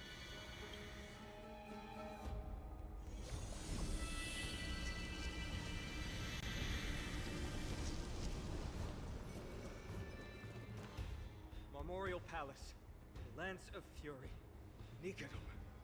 They're all there in the distance.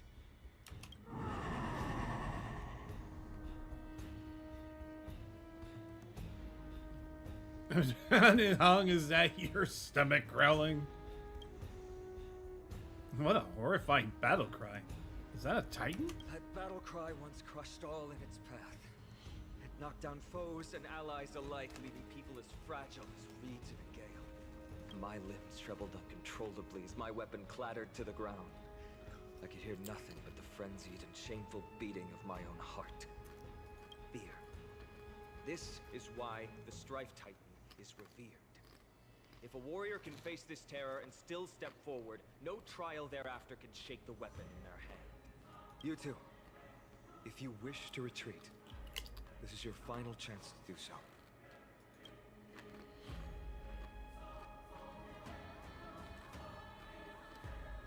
It's fine. We've already died a number of times before. These are separate matters. Looks like the both of you have indeed braved many dangers. We have no interest in the Titan rights. As trailblazers, leading a helping hand to unfamiliar worlds is simply our duty. Trail? What an interesting concept. Surely on your worlds there must also be a Titan which is revered by the masses. There's no need to further confirm your resolve. We shall soon cross swords with the embodiment of strife. And yet, faced against this menacing threat, your resolve only gleams more intensely. Let's get going. In the era when Kefali had not yet fallen silent, none could stand as their equal. Today, we inherit the duty of the gods, safeguarding the inhabitants of Amphoreus. Stand with me and become heroes! Alright. Shall we enter the hidden passage?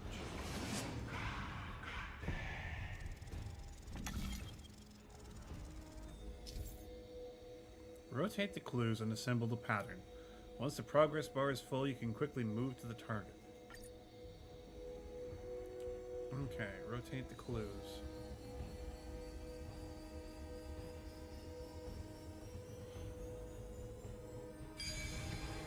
Ah. Deathly silence is the proud resonance of Nikodor's war drums. Behind this watery veil, a awaits the arena of conflict. Stream forth. All right. Gleam of old blades. Let's go ahead and put some things on. Let's see. I'm going to need... Where is that? There we go. Going to use a few of these.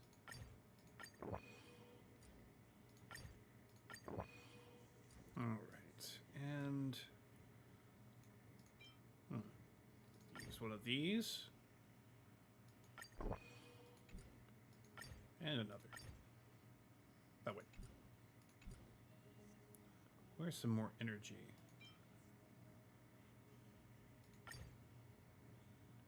Okay.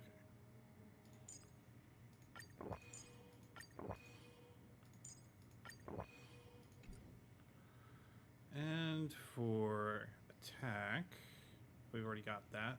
How about protection? What do we have? What do we have?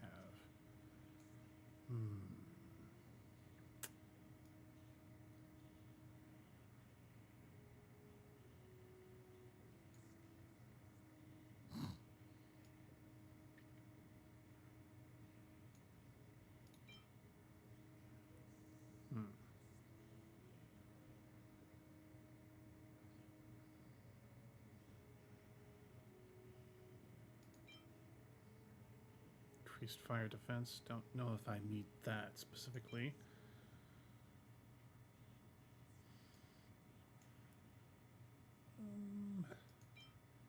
Yeah, wrench salad. All right, let's get it.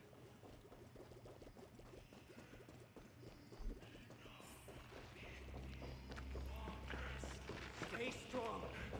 Recall your convictions and everything you hold dear. The heat of death. Doing so might actually keep you alive.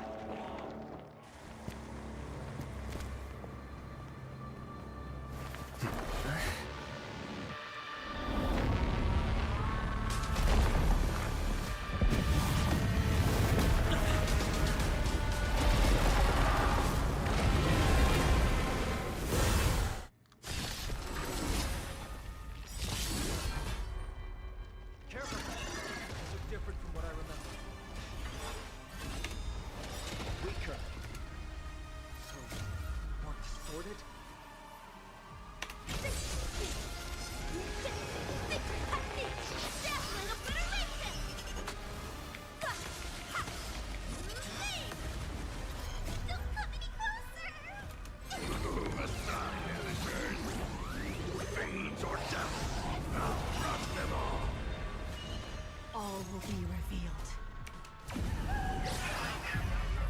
In lunar flame.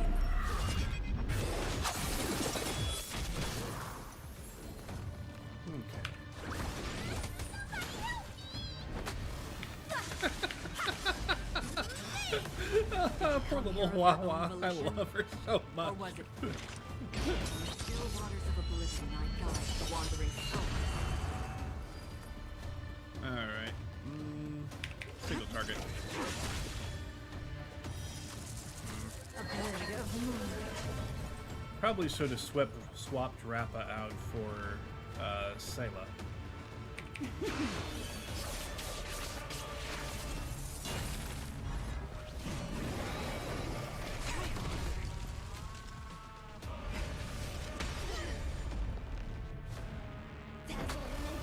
Okay. Characters with glory can gain buffs via using skill or ultimate to increase glory stacks. Characters with glory can dispel a number of Titanic Corpus stacks equal to the current glory stacks when attacking.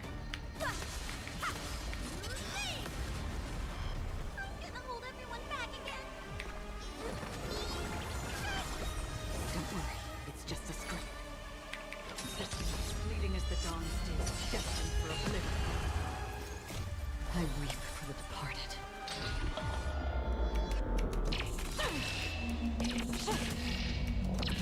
Dust reigns, it too shall fall.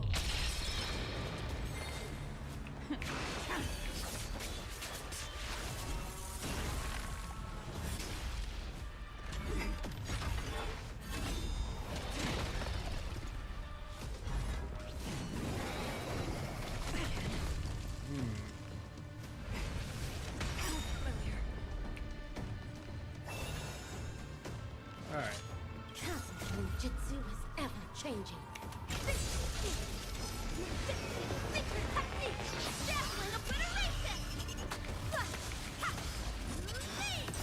All will be revealed.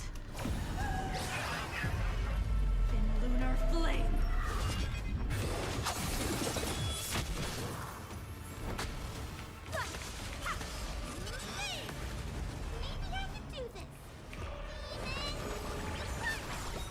Don't worry, it's just a script.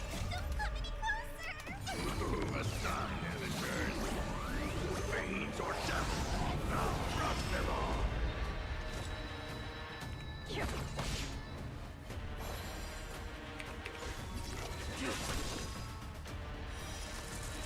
A blade of moonlight.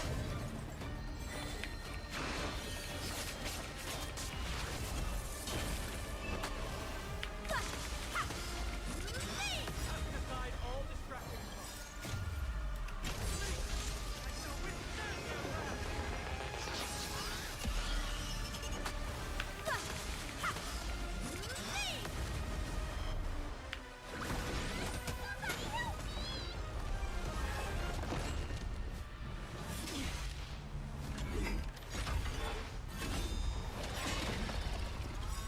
All will be revealed. In lunar flame.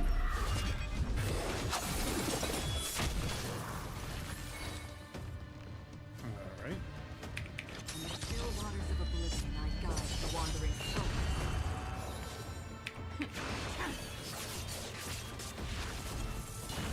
God. Spit with your core blade. I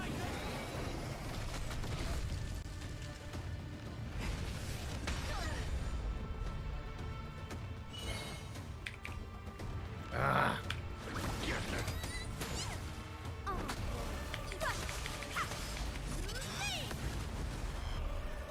Oh, this is gonna hurt. Systems fleeting as the dawn still, destined for oblivion.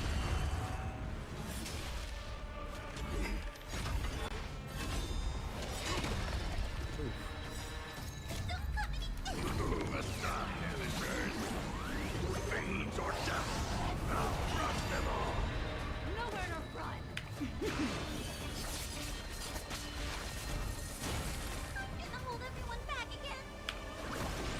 Somebody help me! This is really gonna hurt. I hate it.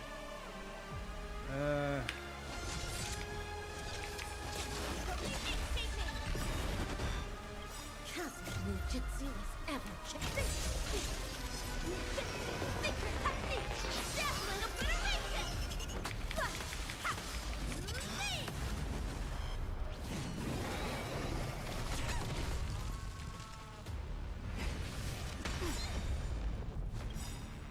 All will be revealed. In lunar flame. Tedious. Sword war. We have to fight. Don't worry, it's just a scream.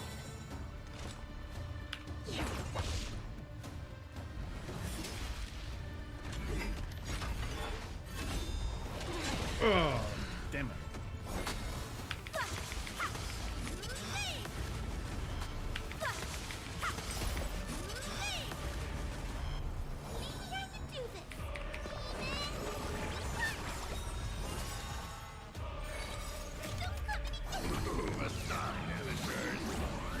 Fiends or death, I'll crush them all.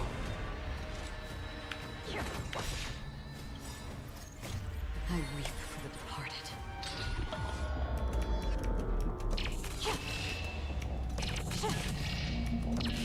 Dust rings, it too shall fall.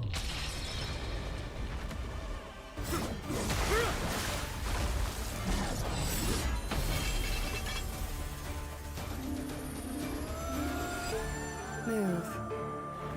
Hello.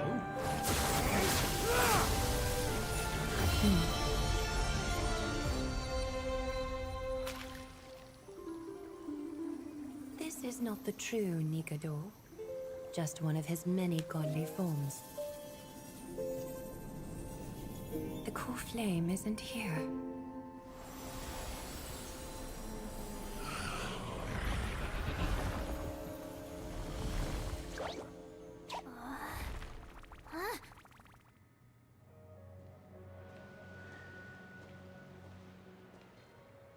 New allies of Okima, welcome to Amphoreus. While this welcome banquet is far from elegant, it has helped to remove any misgivings that we had. From this moment forth, you shall be treated as distinguished guests of the Holy City and of the Chrysos as... Hello, Lady Aglia.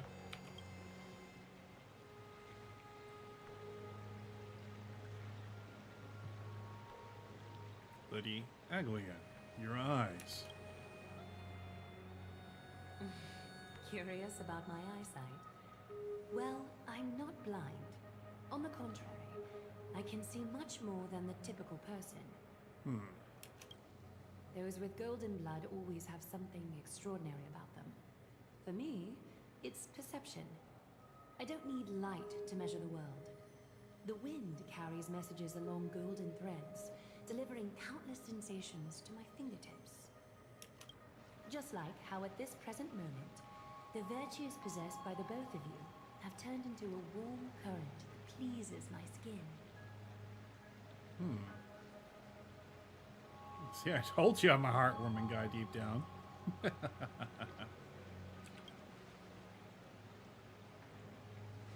She was just speaking metaphorically. A manifestation of Nikador. Could it be that my trial has not arrived yet? By following the threads of fate, you have begun to write the opening chapter of your story. How do you feel? Well, truth be told, I don't feel any different. I anticipated a greater challenge. When Trianne followed those escaped soldiers, was that part of the plan too? Naturally. We have long foreseen this attack and didn't intend to waste such a golden opportunity. After Nikador succumbed to madness, their fortress disappeared into the fog, with no one being able to ascertain its location anymore.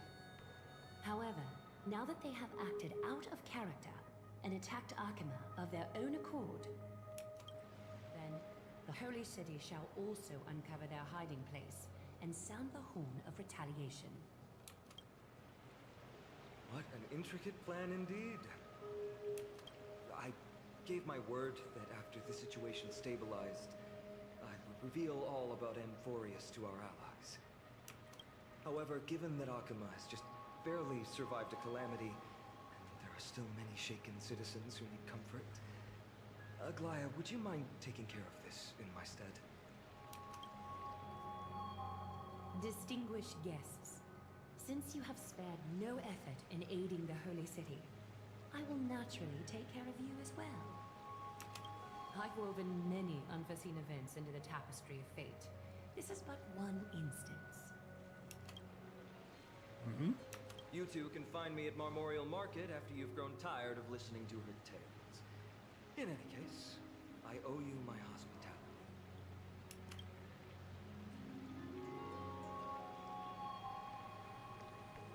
Now then, where should we begin?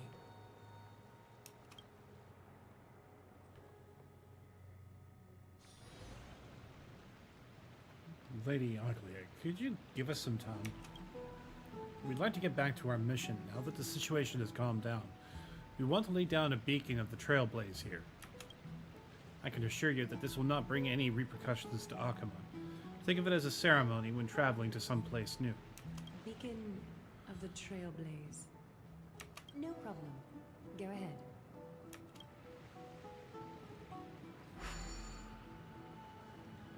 With this space anchor on Amphoreus, we've taken yet another giant step on the path of Trailblaze. Our boarding passes appreciate and value. A few more, maybe we can reconnect with the Express. Praise Akili. What an interesting way to mark the start of your journey.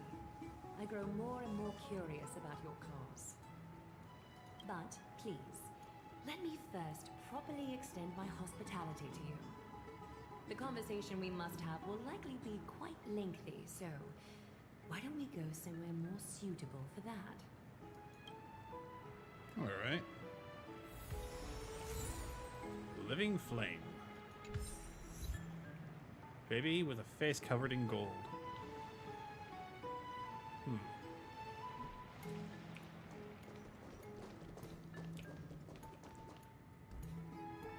Hecatoncheires? Gigas? We're here at Marmorial Palace, Archima's public baths.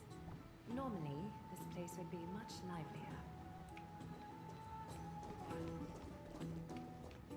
This is a good place for our chat.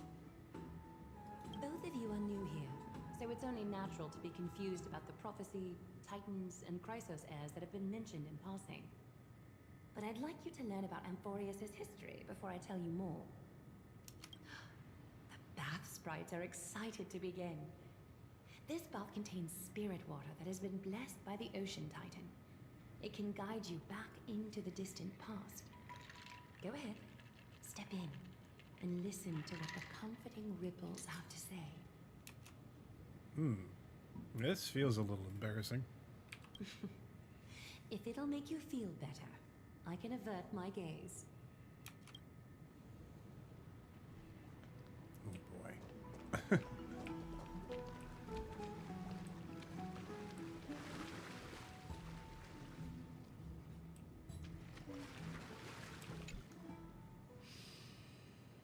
Quiet your thoughts. Feelings are far more honest than words and can better satisfy your curiosity. Close your eyes and feel the warm ripples of water embrace you. Feel the delivery of this account from the seas. The spirit water shall show you Amphoreus' distant and recent past. Before everything began, the world was in chaos. 3 gods conceived space, time, and laws, laying down the cornerstones of life for all beings. 3 more gods formed the skies, the earth, and the ocean, creating a nursery for the seedlings of life to mature. Then came Kefali, throne of worlds, and the father of all people. They walked the face of the earth, delighted by the creations of their fellow gods, though also lamenting at the bare solitude of the gods.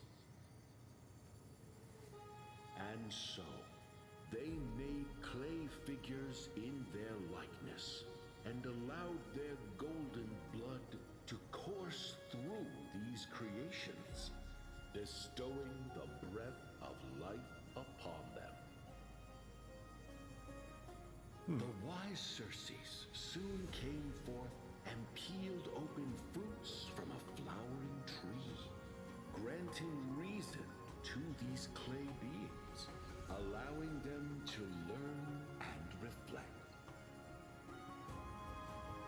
Curiosity propelled the dignified Nestia to confer upon them an eye for beauty and a desire for love, teaching them to revere their beauty.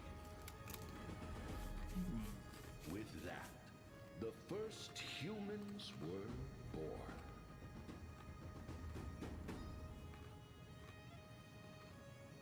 In this fleeting golden age, all forms of life thrived and civilizations sprouted one after the other. Disasters and suffering were unheard of in this world. Landforms did not erode with time, nor did humans age or die. Not until the 3 calamities fell upon the world: trickery, strife, and death. Their descent burst open the short period of prosperity as though it were nothing more than a dewdrop. The black tide swallowed the world whole, inundating it in blood. Fear permeated every corner of the world like a plague, inebriating mankind far more easily than ambrosia would. Mortals took up arms against one another, waging war in the name of the gods, marking the beginning of a tumultuous age. The wrath of the gods enveloped the earth and hid the firmament in shadows, ensnaring every living being. The divine war only led to one outcome: a shattered world on its death march toward destruction.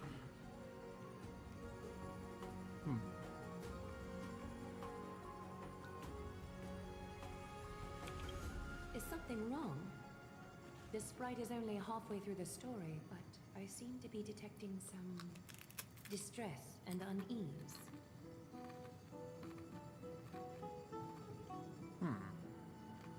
I see. Perhaps the narration isn't engaging enough for you. That's why you find it difficult to remember the key events. That's fine. We can try a different approach. You'll be glad to know that bath sprites have mastered the art of catering to the needs of others.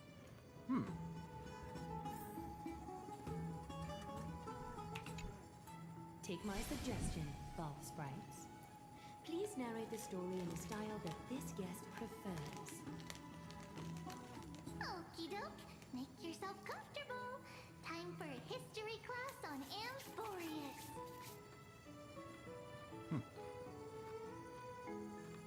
More like it. Hey! No butting in! Class is still ongoing!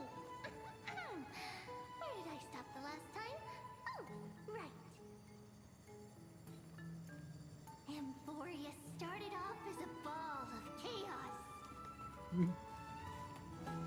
The three Fate Titans wrote laws to govern the world. Another three Foundation Titans created the earth, ocean, and skies. And the different three Creation Titans designed and gave life to human beings, like you and me. But three baddie Titans soon snuck in, bringing a terrible, horrible disaster with them. So, the Titans got angry, and no one was willing to give in. Their followers then decided to do the same, fighting and killing each other. Everyone fought for a really, really long time, disturbing and hurting all people living in the world. Until one day, something big happened.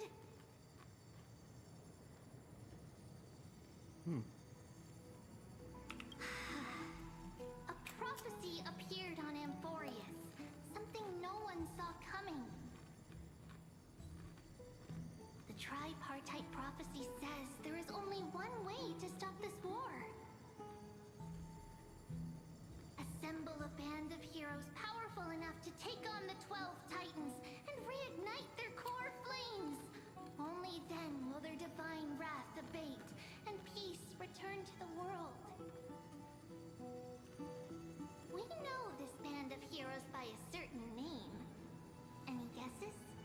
That's right! The Chrysos Heirs! So, here's the takeaway. Eat well and train well, so you can grow up into a powerful hero and do your part for Amphoreus! Is something else wrong? Is that so? Looks like you're a bit hard to please. Trusting and perceptive at the same time.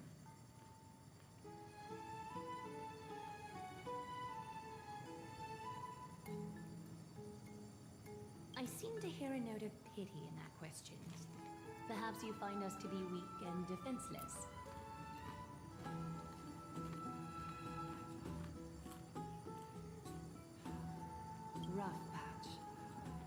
a mild way to put it. I suppose the things that are common knowledge to us are just a garbled mess to you. If we want to straighten out the threads of this world, perhaps I should explain things to you myself. And what do we do now? We can move on to the problem at hand, now that both of you have some understanding of Amphoreus' history. Come with me.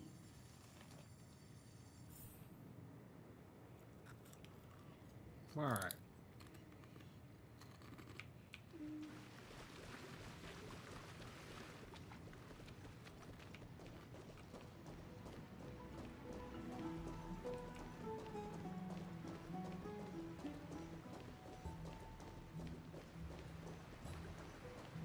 Please, give me a moment.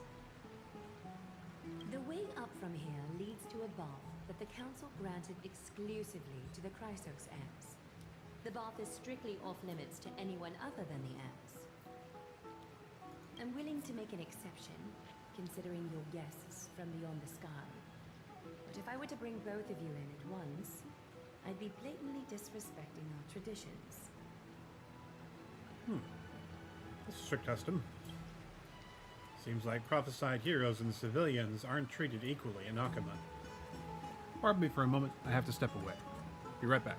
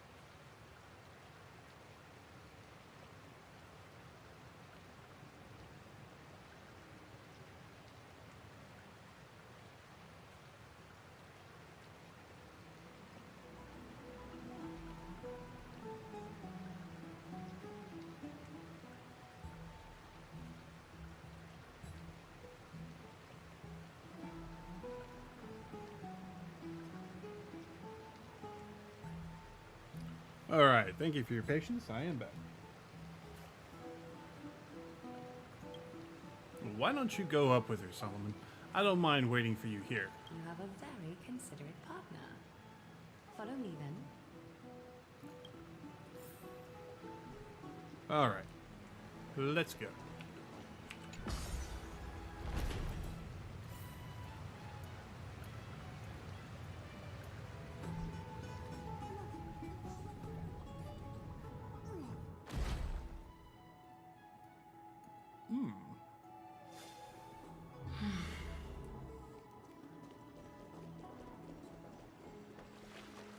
Take a seat.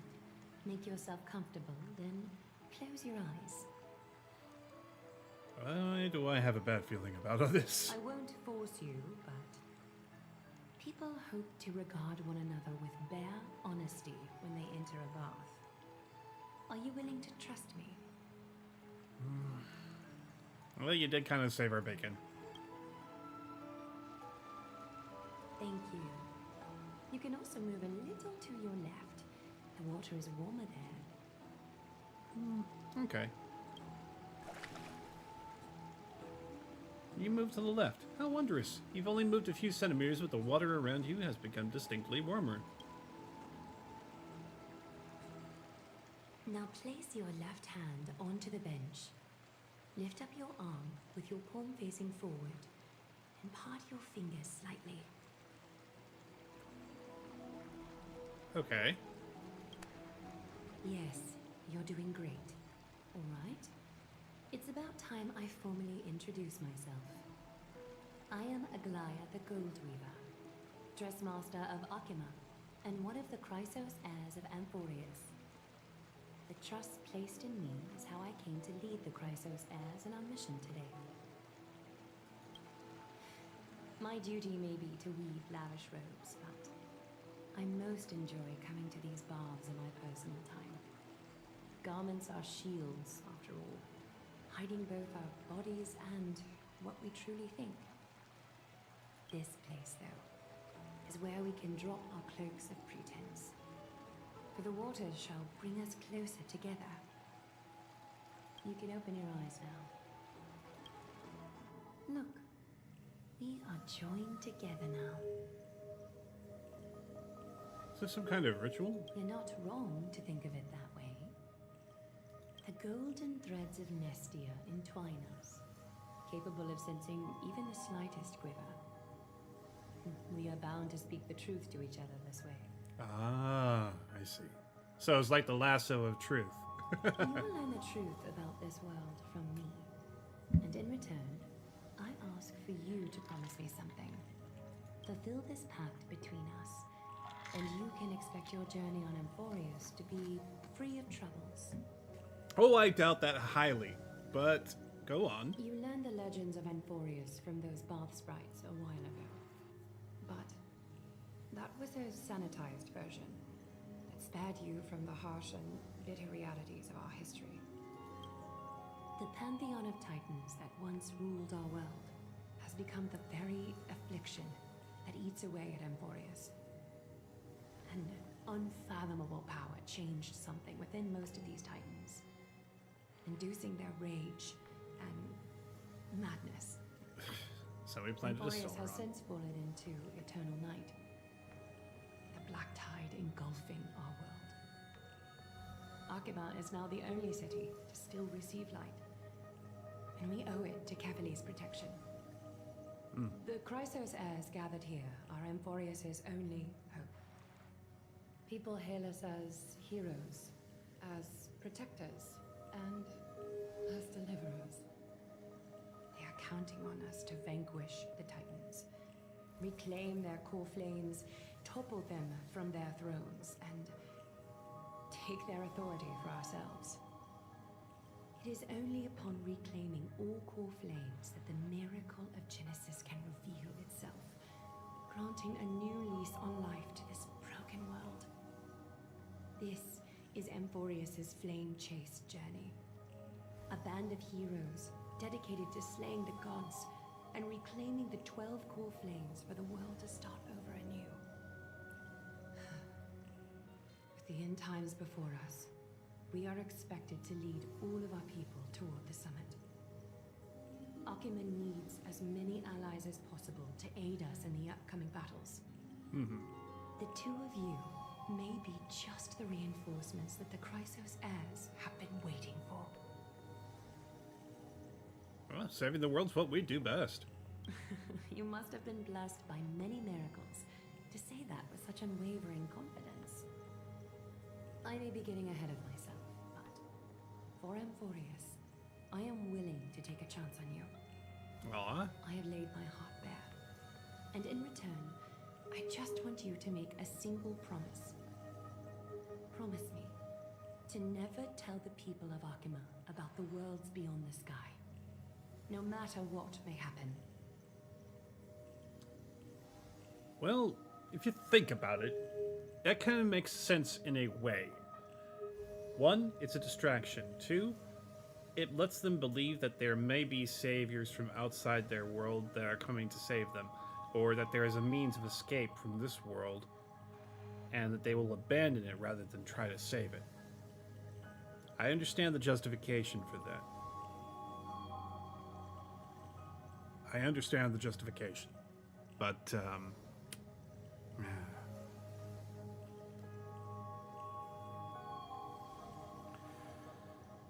it's like any country embroiled in a war. So think of it this way. When you have a threat from outside and the tide is turning, and not for the better, there is a particular chance that, well, let's see how to phrase this.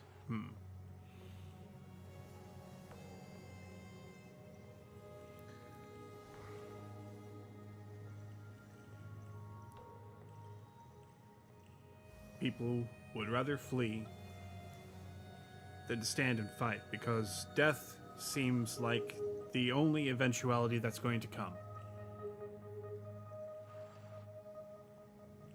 But if you don't stand and fight, that is a certainty.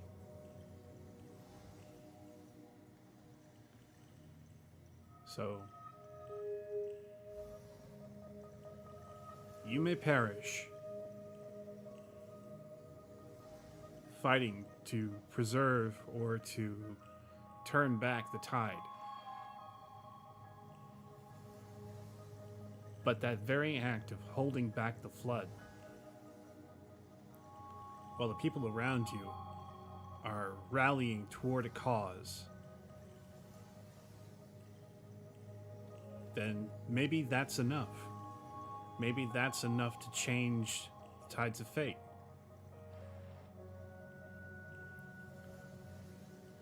But if you run, then you will lose your identity as a people, because you will no longer have a home, a place that you can call home. Basically, you will be cut adrift, at best, a refugee, riding the tides, or rootless and vagabond, traveling the world in search of a new place to call home. And yes, when war scars a country, things will never return to the way that they were. Places will be gone, people will be gone.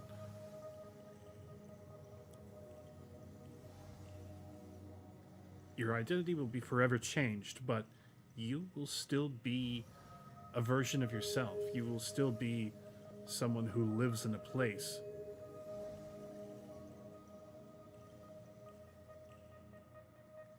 And this place belongs to you. And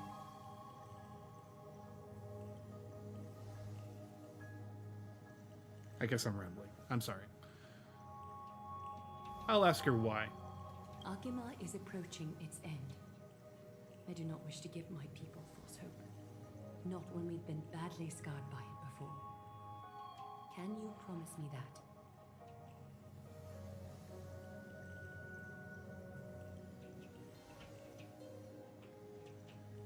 Thank you. The agreement between us is now complete. I apologize if this ritual upset you, but I hope you understand. I had no other choice. As much as I am interested to hear your story, I'm afraid I've already taken up too much of your time. Mr. Dunhung's worrying has created ripples in the water.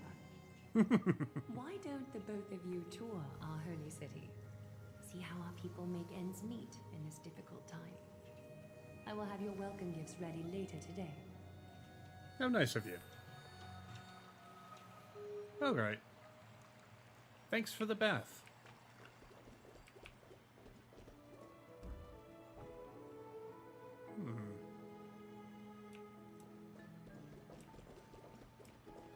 Call me curious, but what are you? After the era of Titans, the holy color gold is considered holy. The floating bath is looked upon by the people as the heroes return triumphantly among the chorus. The chosen heroes wash away their fatigue and immerse their sense in the golden blood, touching the fire of the future in their dreams.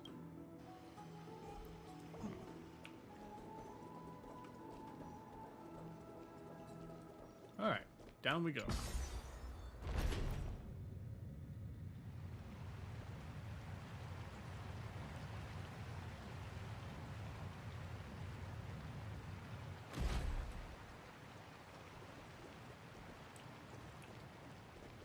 Don, where'd you go?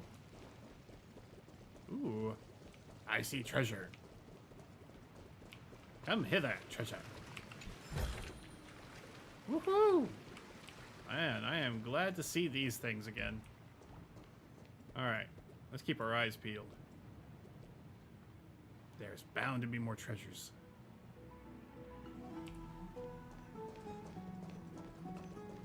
Oh, there's another one. Don't forget to let your friends in on the action.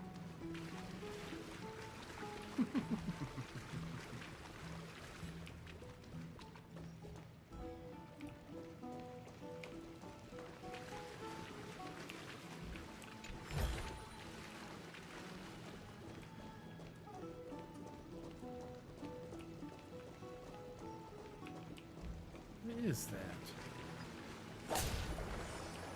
Ah! It's a healing spot. Okay.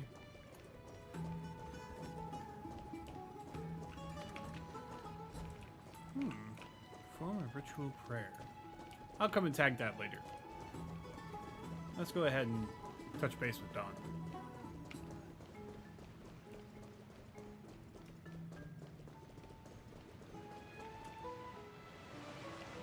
You're finally back. What did she say to you? Let's summarize this, shall we? Relay the information obtained from the Glia and the agreement that they reached. Promise not to tell their people about our interstellar voyages. I didn't expect that to be our only concern, though this is consistent.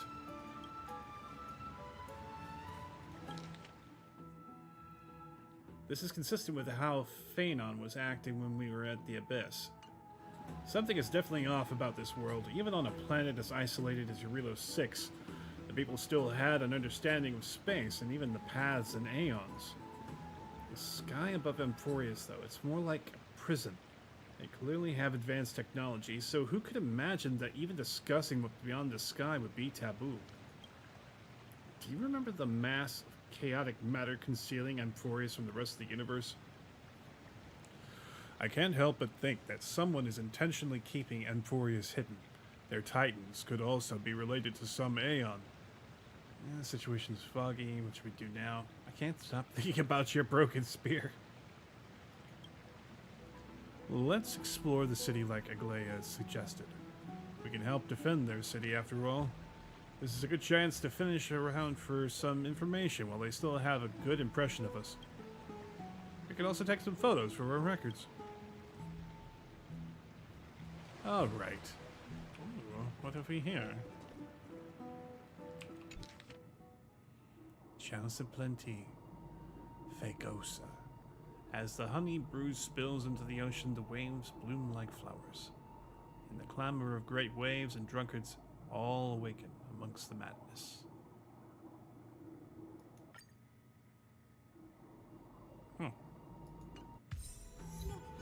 Frolic of the waves and beasts. Interesting.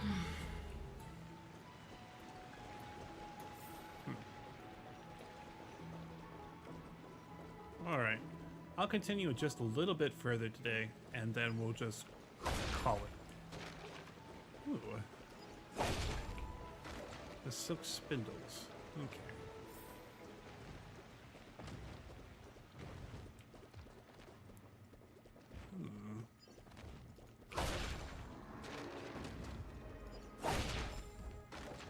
What are you? Flying Amphora. Mysterious object blessed by Janus. After breaking it, movement speed will increase for a certain duration.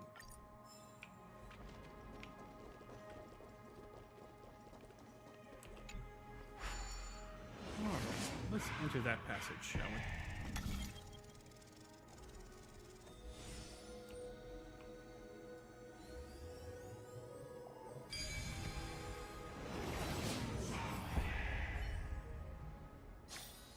Perhaps there's more than one right answer. Memorial Palace. An architectural masterpiece from Alchema, the Memorial Palace was built alongside a mountain to demonstrate the beauty of asymmetrical rhythms. The palace is divided into two areas, the Garden of Wisdom on the upper level and a public bath on the lower level. The sky contemplates while the ocean rages.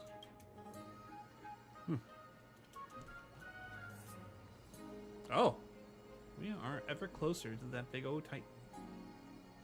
That must be the World Strider.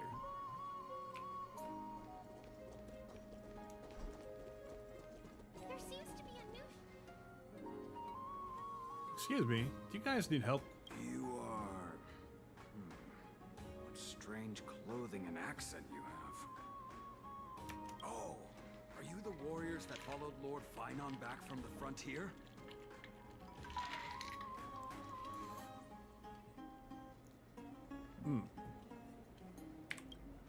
This is nowhere near as puzzling as how we have a common language. Yes, that's us. Thank goodness. I hear you're both exceptional warriors, as masterful as the Chrysosairs. Could you help us restore this column here?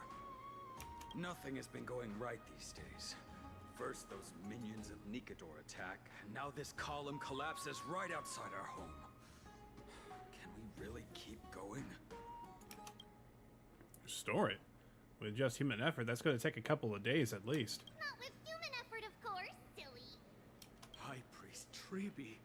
Oh, Kefali on high, our prayers are heard. We won't need to trouble you any further, kind warriors. Oh, he thought we could summon miracles.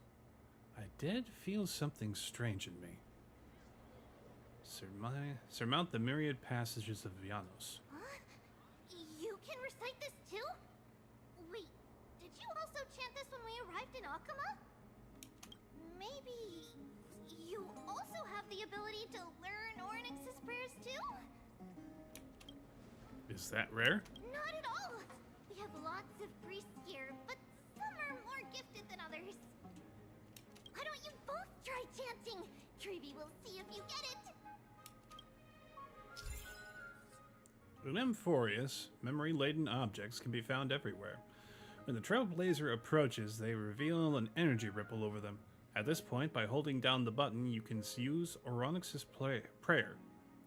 Ornyx's prayer, okay. To rewind them to their previous state from a certain time ago. The power of Ornyx's prayer has limitations. Under normal conditions, it can only be sustained for 3 seconds. If used beyond 3 seconds without the object rewinding to a critical time point, it will return to its state prior to activating the ability. Okay.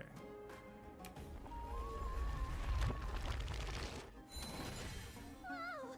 You got it on the first try! You're a natural!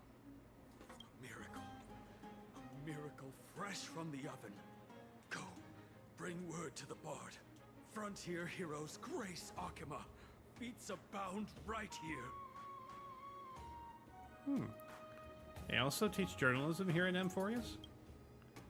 I don't seem to be cut out for this. That's okay. There are many others like you. It just means you're meant to be a warrior. Oh, you met Aggie, right?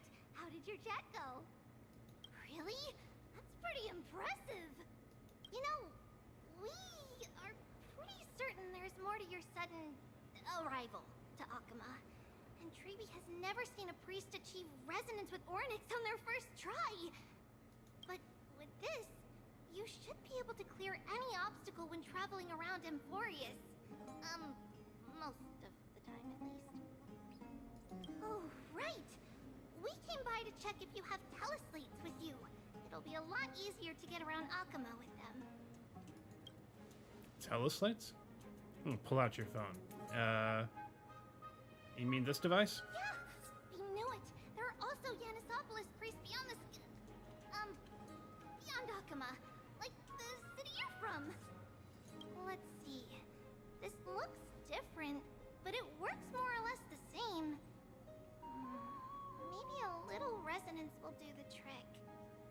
All set! Now we can contact one another with our teleslates. Only in Akama, though. messages won't send once you're outside Aggie's web of golden threads. That is surprising. Did you think we were some backwater people who don't understand anything? You can also use any currency you have on you. Talantan scales will determine the value of all items, so there's no need to worry about being penniless in the Holy City. Won't that mess up the economy? Oh, so we have to pay for our own food and accommodation. Well, the Titans are really capable of anything. We know, right? Aren't Titans amazing? Okay, time to get back to work. Have fun exploring the city. We'll see you two later.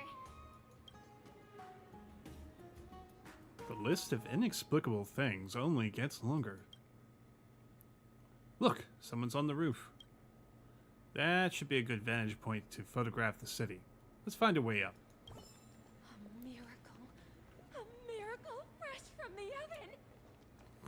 Go, bring word to the bard. Ah, golden short spear.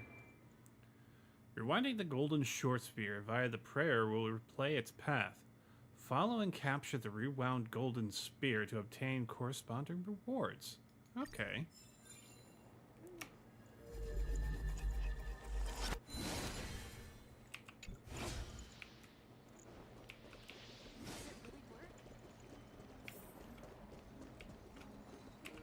Got it. Nice. All right. Don't forget to let your friends in on the action.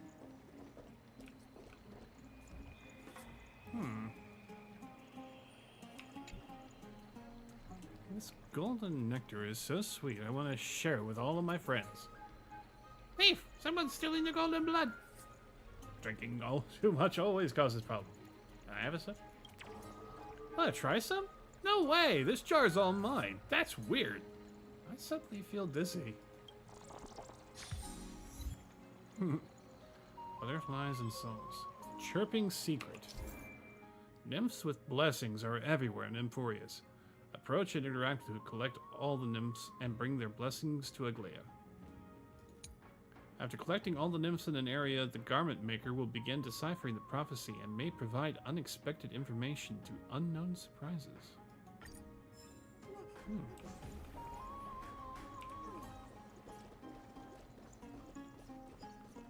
All right.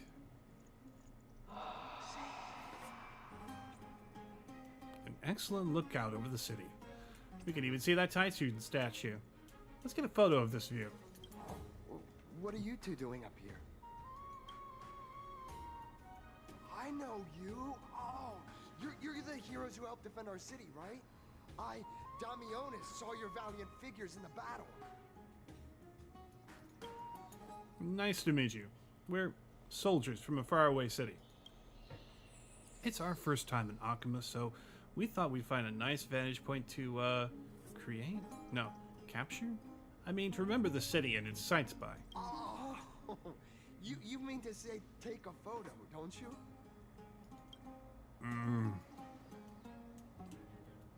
Try hard to hold back your laughter. Yes, I meant to say that. Aha! So you met the right person. The name's Damionis, and I may have some humble insight on travel and photography. After all, everyone in this holy city knows me as the explorer. All right, pass me your photo stone. I'm not even going to bother guessing their logic for naming things. You give March 7th's camera to Damionis. Oh, this is an entirely foreign name, but that's not going to stop me. I'm guessing this here and that. Easy peasy. I know how to use this now. Oh, it's no biggie. Okay, strike your poses and look this way. And we're done. Here, have a look. Not bad. A greater aperture and shallower depth of field would work better. Oh, don't be so nitpicky. I mean, as long as you're happy with the photos. Say, I've been wanting to ask you guys something. I didn't think I'd actually get the chance, but you're not really from another city, are you? I don't think I understand your question. I've heard some things here and there. I mean, refugees that just came into the city are saying that the people Lord Finon picked up are from beyond the sky.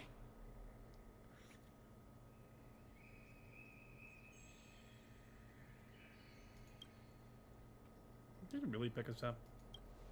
I'm sorry to disappoint you, sir. I'm afraid those rumors are just rumors.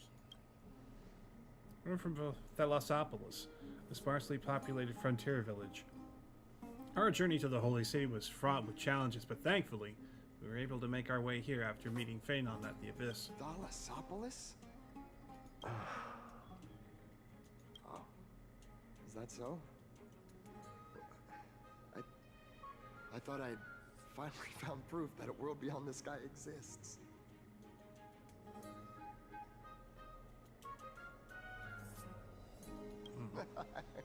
It doesn't matter. At any rate, thanks for your help, warriors of Thalassopolis. Akama welcomes you.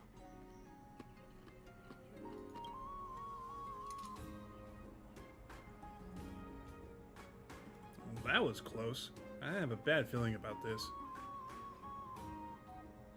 I don't know that that was enough to fool him. After all, Thalassopolis was something I came with on the fly. If he's truly an explorer familiar with the geography of Amphoreus, I'm afraid that he'll already have seen through our lies. Fortunately, there's no evidence, but it seems like even though the starry sky is taboo on Amphoreus, there are still people who yearn for it. Well, it looks like we have to be even more cautious.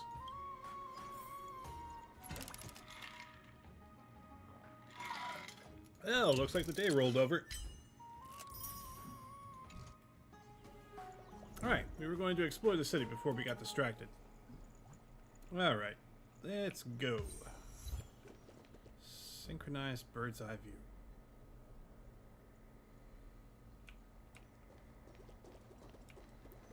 Let's go this way. A little bit of healing. Oh ho ho, you're coming straight this way. I see. The mirror didn't distract you, did it? It looks as though you got what it takes to potentially become a detective. Then come with me, and we'll expose the truth behind this world.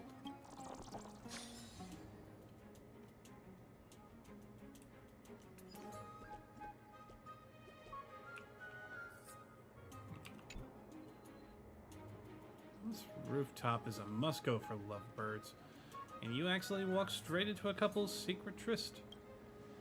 You're particularly sharp of hearing, so by the time you realize you should have escaped, it's far too late. My dear, isn't this too bold of us? Your parents are right down in the market. Just a bit of noise and they'll look up and spot us. Then let them watch as much as they want. The sight of their pride and joy, their darling daughter falling in love with the Kremenos kid that they hate the most. To drive them nuts. I just love the sight of you. Once you've made up your mind, no one can stop you, but there are grudges between the city-states. My parents dislike me, but I don't blame them. Neither of them has ever fought in a battle, but their minds both bear scars of war and hatred towards you and your Kremenoan brethren. Last city, Hakama. It ought to be a sanctuary for all in the end times, including for people like you. That's right. Have you given any thought to what I mentioned last time about leaving Akama? Finn, we've been over this a lot already. It's too dangerous. Once I earn a few more achievements in the future, then we can... Silly Billy Elias. Don't you get it? Their hate is only for your Castrum Kremenos bloodline. They won't compromise until they lose me at least once. Nympho, wait. Ah, great. Stuck. Oh, look, Phanon's over there. Give me a second. I'm going to destroy things. Destroy! Destroy! Ah, Janus's hidden passage. During exploration in Amphoreus, trailblazers will notice hidden passages with 2 different appearances. Interact with them to enter Janus's hidden passage and quickly traverse between different doors. Thanks. I just want this treasure. Thank you. See, and you will find. Alright. Looks like that's our destination down there. But let's see what's on the other side of this roof first. Ooh.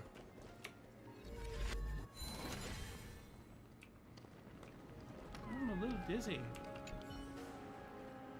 A little flame of Georios. Crackle. I'm not afraid of heights, but it's windy here, and I'm a little dizzy. Thank you for saving me, but if you're not too busy, can I have some more firewood? Not a lot of people come through here, and I might really have been extinguished if you didn't find me. Yeah, tell me your story. Oh, I'm a rolling stone. I go where the wind takes me. After leaving Georios' divine body, I thought my adventure was finally going to start. But there's nothing interesting up here, other than the occasional bug and the clouds in the sky. What do I get from this? A good question. I don't have anything, but if you don't mind this little flame, you may have it. Ooh.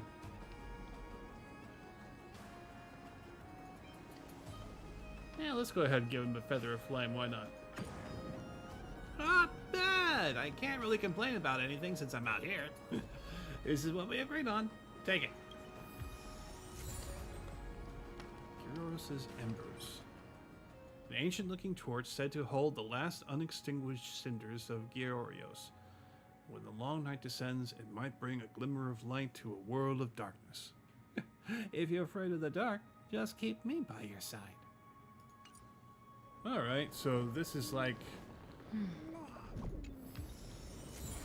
Oh, memory crystal shard. Strange crystals that restore the power of remembrance appear as you journey along. The light and shadows cast by the crystals seems to play out familiar scenes. And if you place them close to your ear, you can even hear the familiar whispers. Torchbearer Neo. And the Dust of Time. Memory crystal shards. Explore the eternal land, find the scattered memory crystal shards, and witness more memories of this world. Memory crystal shards can help you redeem items in specific shops, or let the garment maker point out the location of nymphs you have not collected. Okay, so they're like tokens. Iden's tokens from Penacony. More treasure. And a scroll. Alright. Kings of Kremnos Volume 1. Oh? View here is sweeping, quiet and concealed. An ideal vantage point for a thief and the best place for lovers on a date. Okay. Cute. Alright, let's go ahead and do the thing.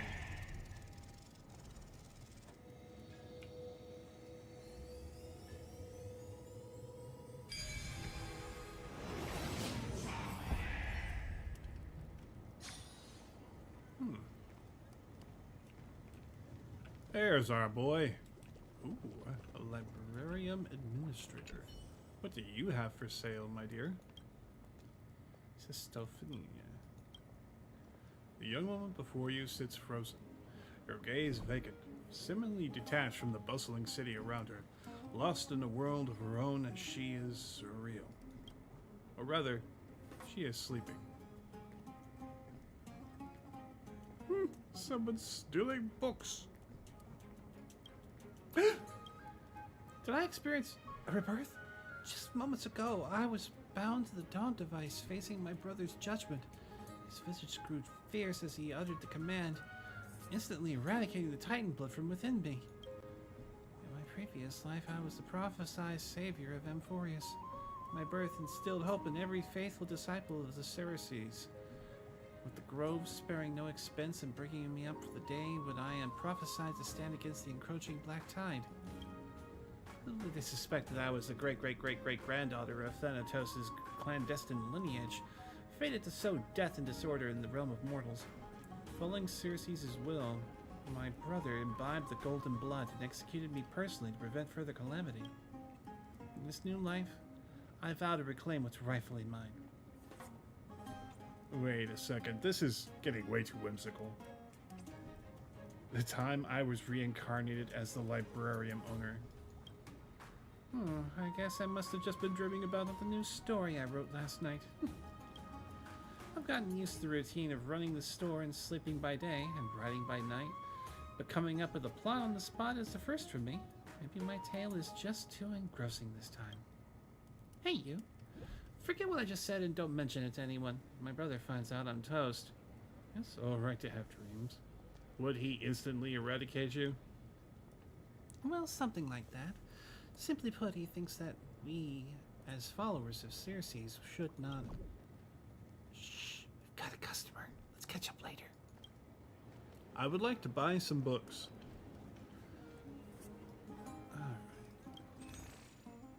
Okay, cool. Let's buy some stuff. Ooh. A culinary guide. More culinary guides. A festival ceremony. Okay. Calendar. Another calendar. Balance coin. The world's pulse. Collection of poems written by Lippos, detailing his experiences in different areas as a traveler from another land. Okay. Cool. We have increased our library. Now let us go.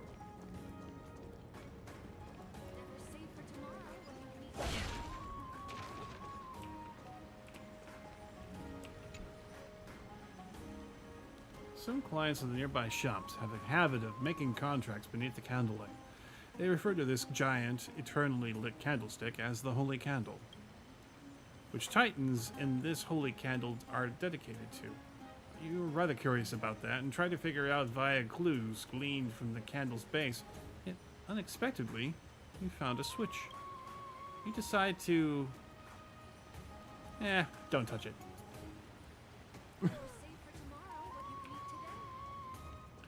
Out of the shadow of the past, you've not stepped Chrysos heir.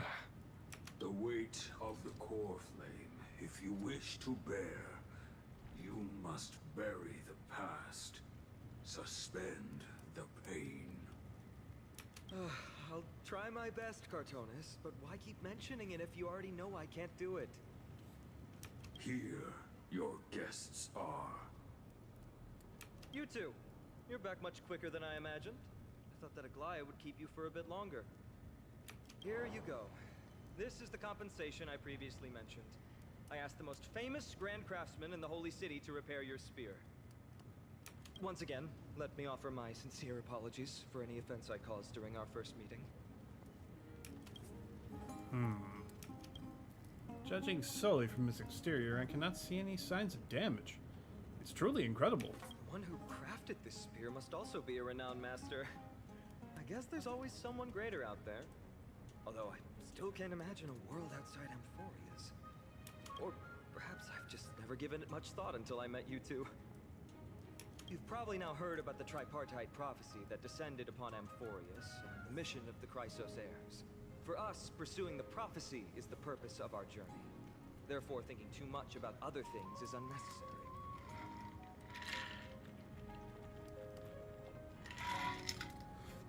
Who did issue the prophecy? The reason it's a prophecy is because it appeared in the form of a miracle. No one knows exactly whose will it represents. There's another theory that it is the whispers of Kefali before their eternal slumber. It was the Skyfather who scattered their divine blood all over the land that gave rise to the Chrysos heirs. Of course, that is just one of many popular folktales. Please, don't simply dismiss it as silly superstition. The people of this world have already experienced the transition from skepticism to firm belief, and this transition wasn't easy to achieve. Many have paid the price. What Leia conveyed to us is more of a collective mission. As an individual, what role do you play in all of this, Phanon? Me? I'm still seeking that answer myself.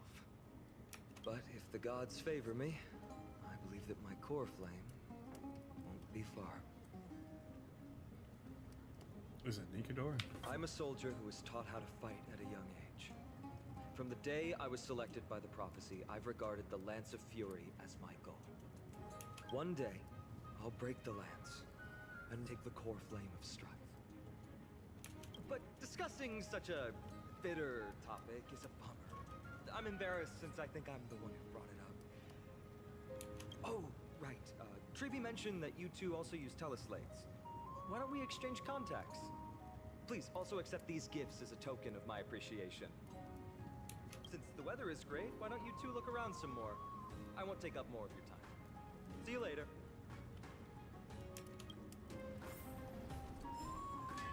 Okay. Ooh, more things to buy.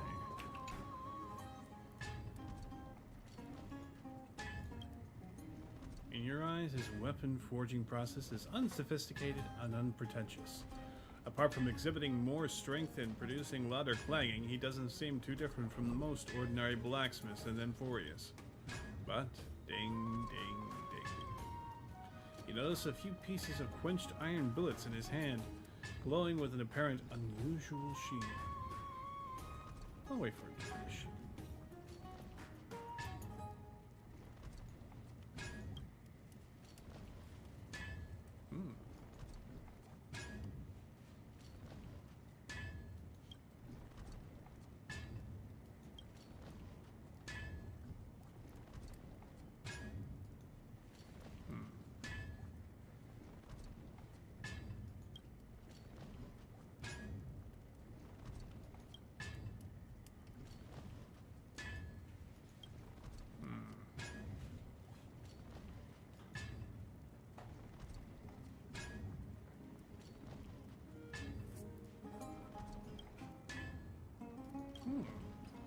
Nice.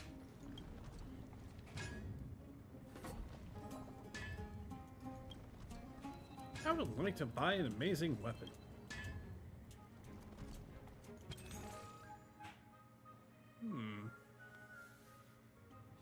Let's see. Upon use, increases all allies' defense by 15% and shield effect received by 18% in the next battle. Okay. So more consumables. In the next battle, increase all allies' crit rate by 8% and crit damage by 16. Earth Crystal Ore. Immediate use regains 30% of max energy for one designated ally. And Steel Claw Dagger. Upon use, increases attack of all allies by 20% in the next battle. If the current HP percentage is less than 50, an additional 20% increase. Interesting, interesting. Mountain Range, the blacksmith, and the old customer. Oof.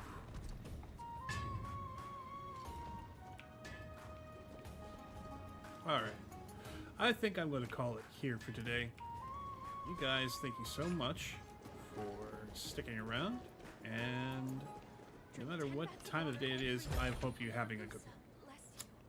Anyway, I've been Solomon Savage, and I bid you adios.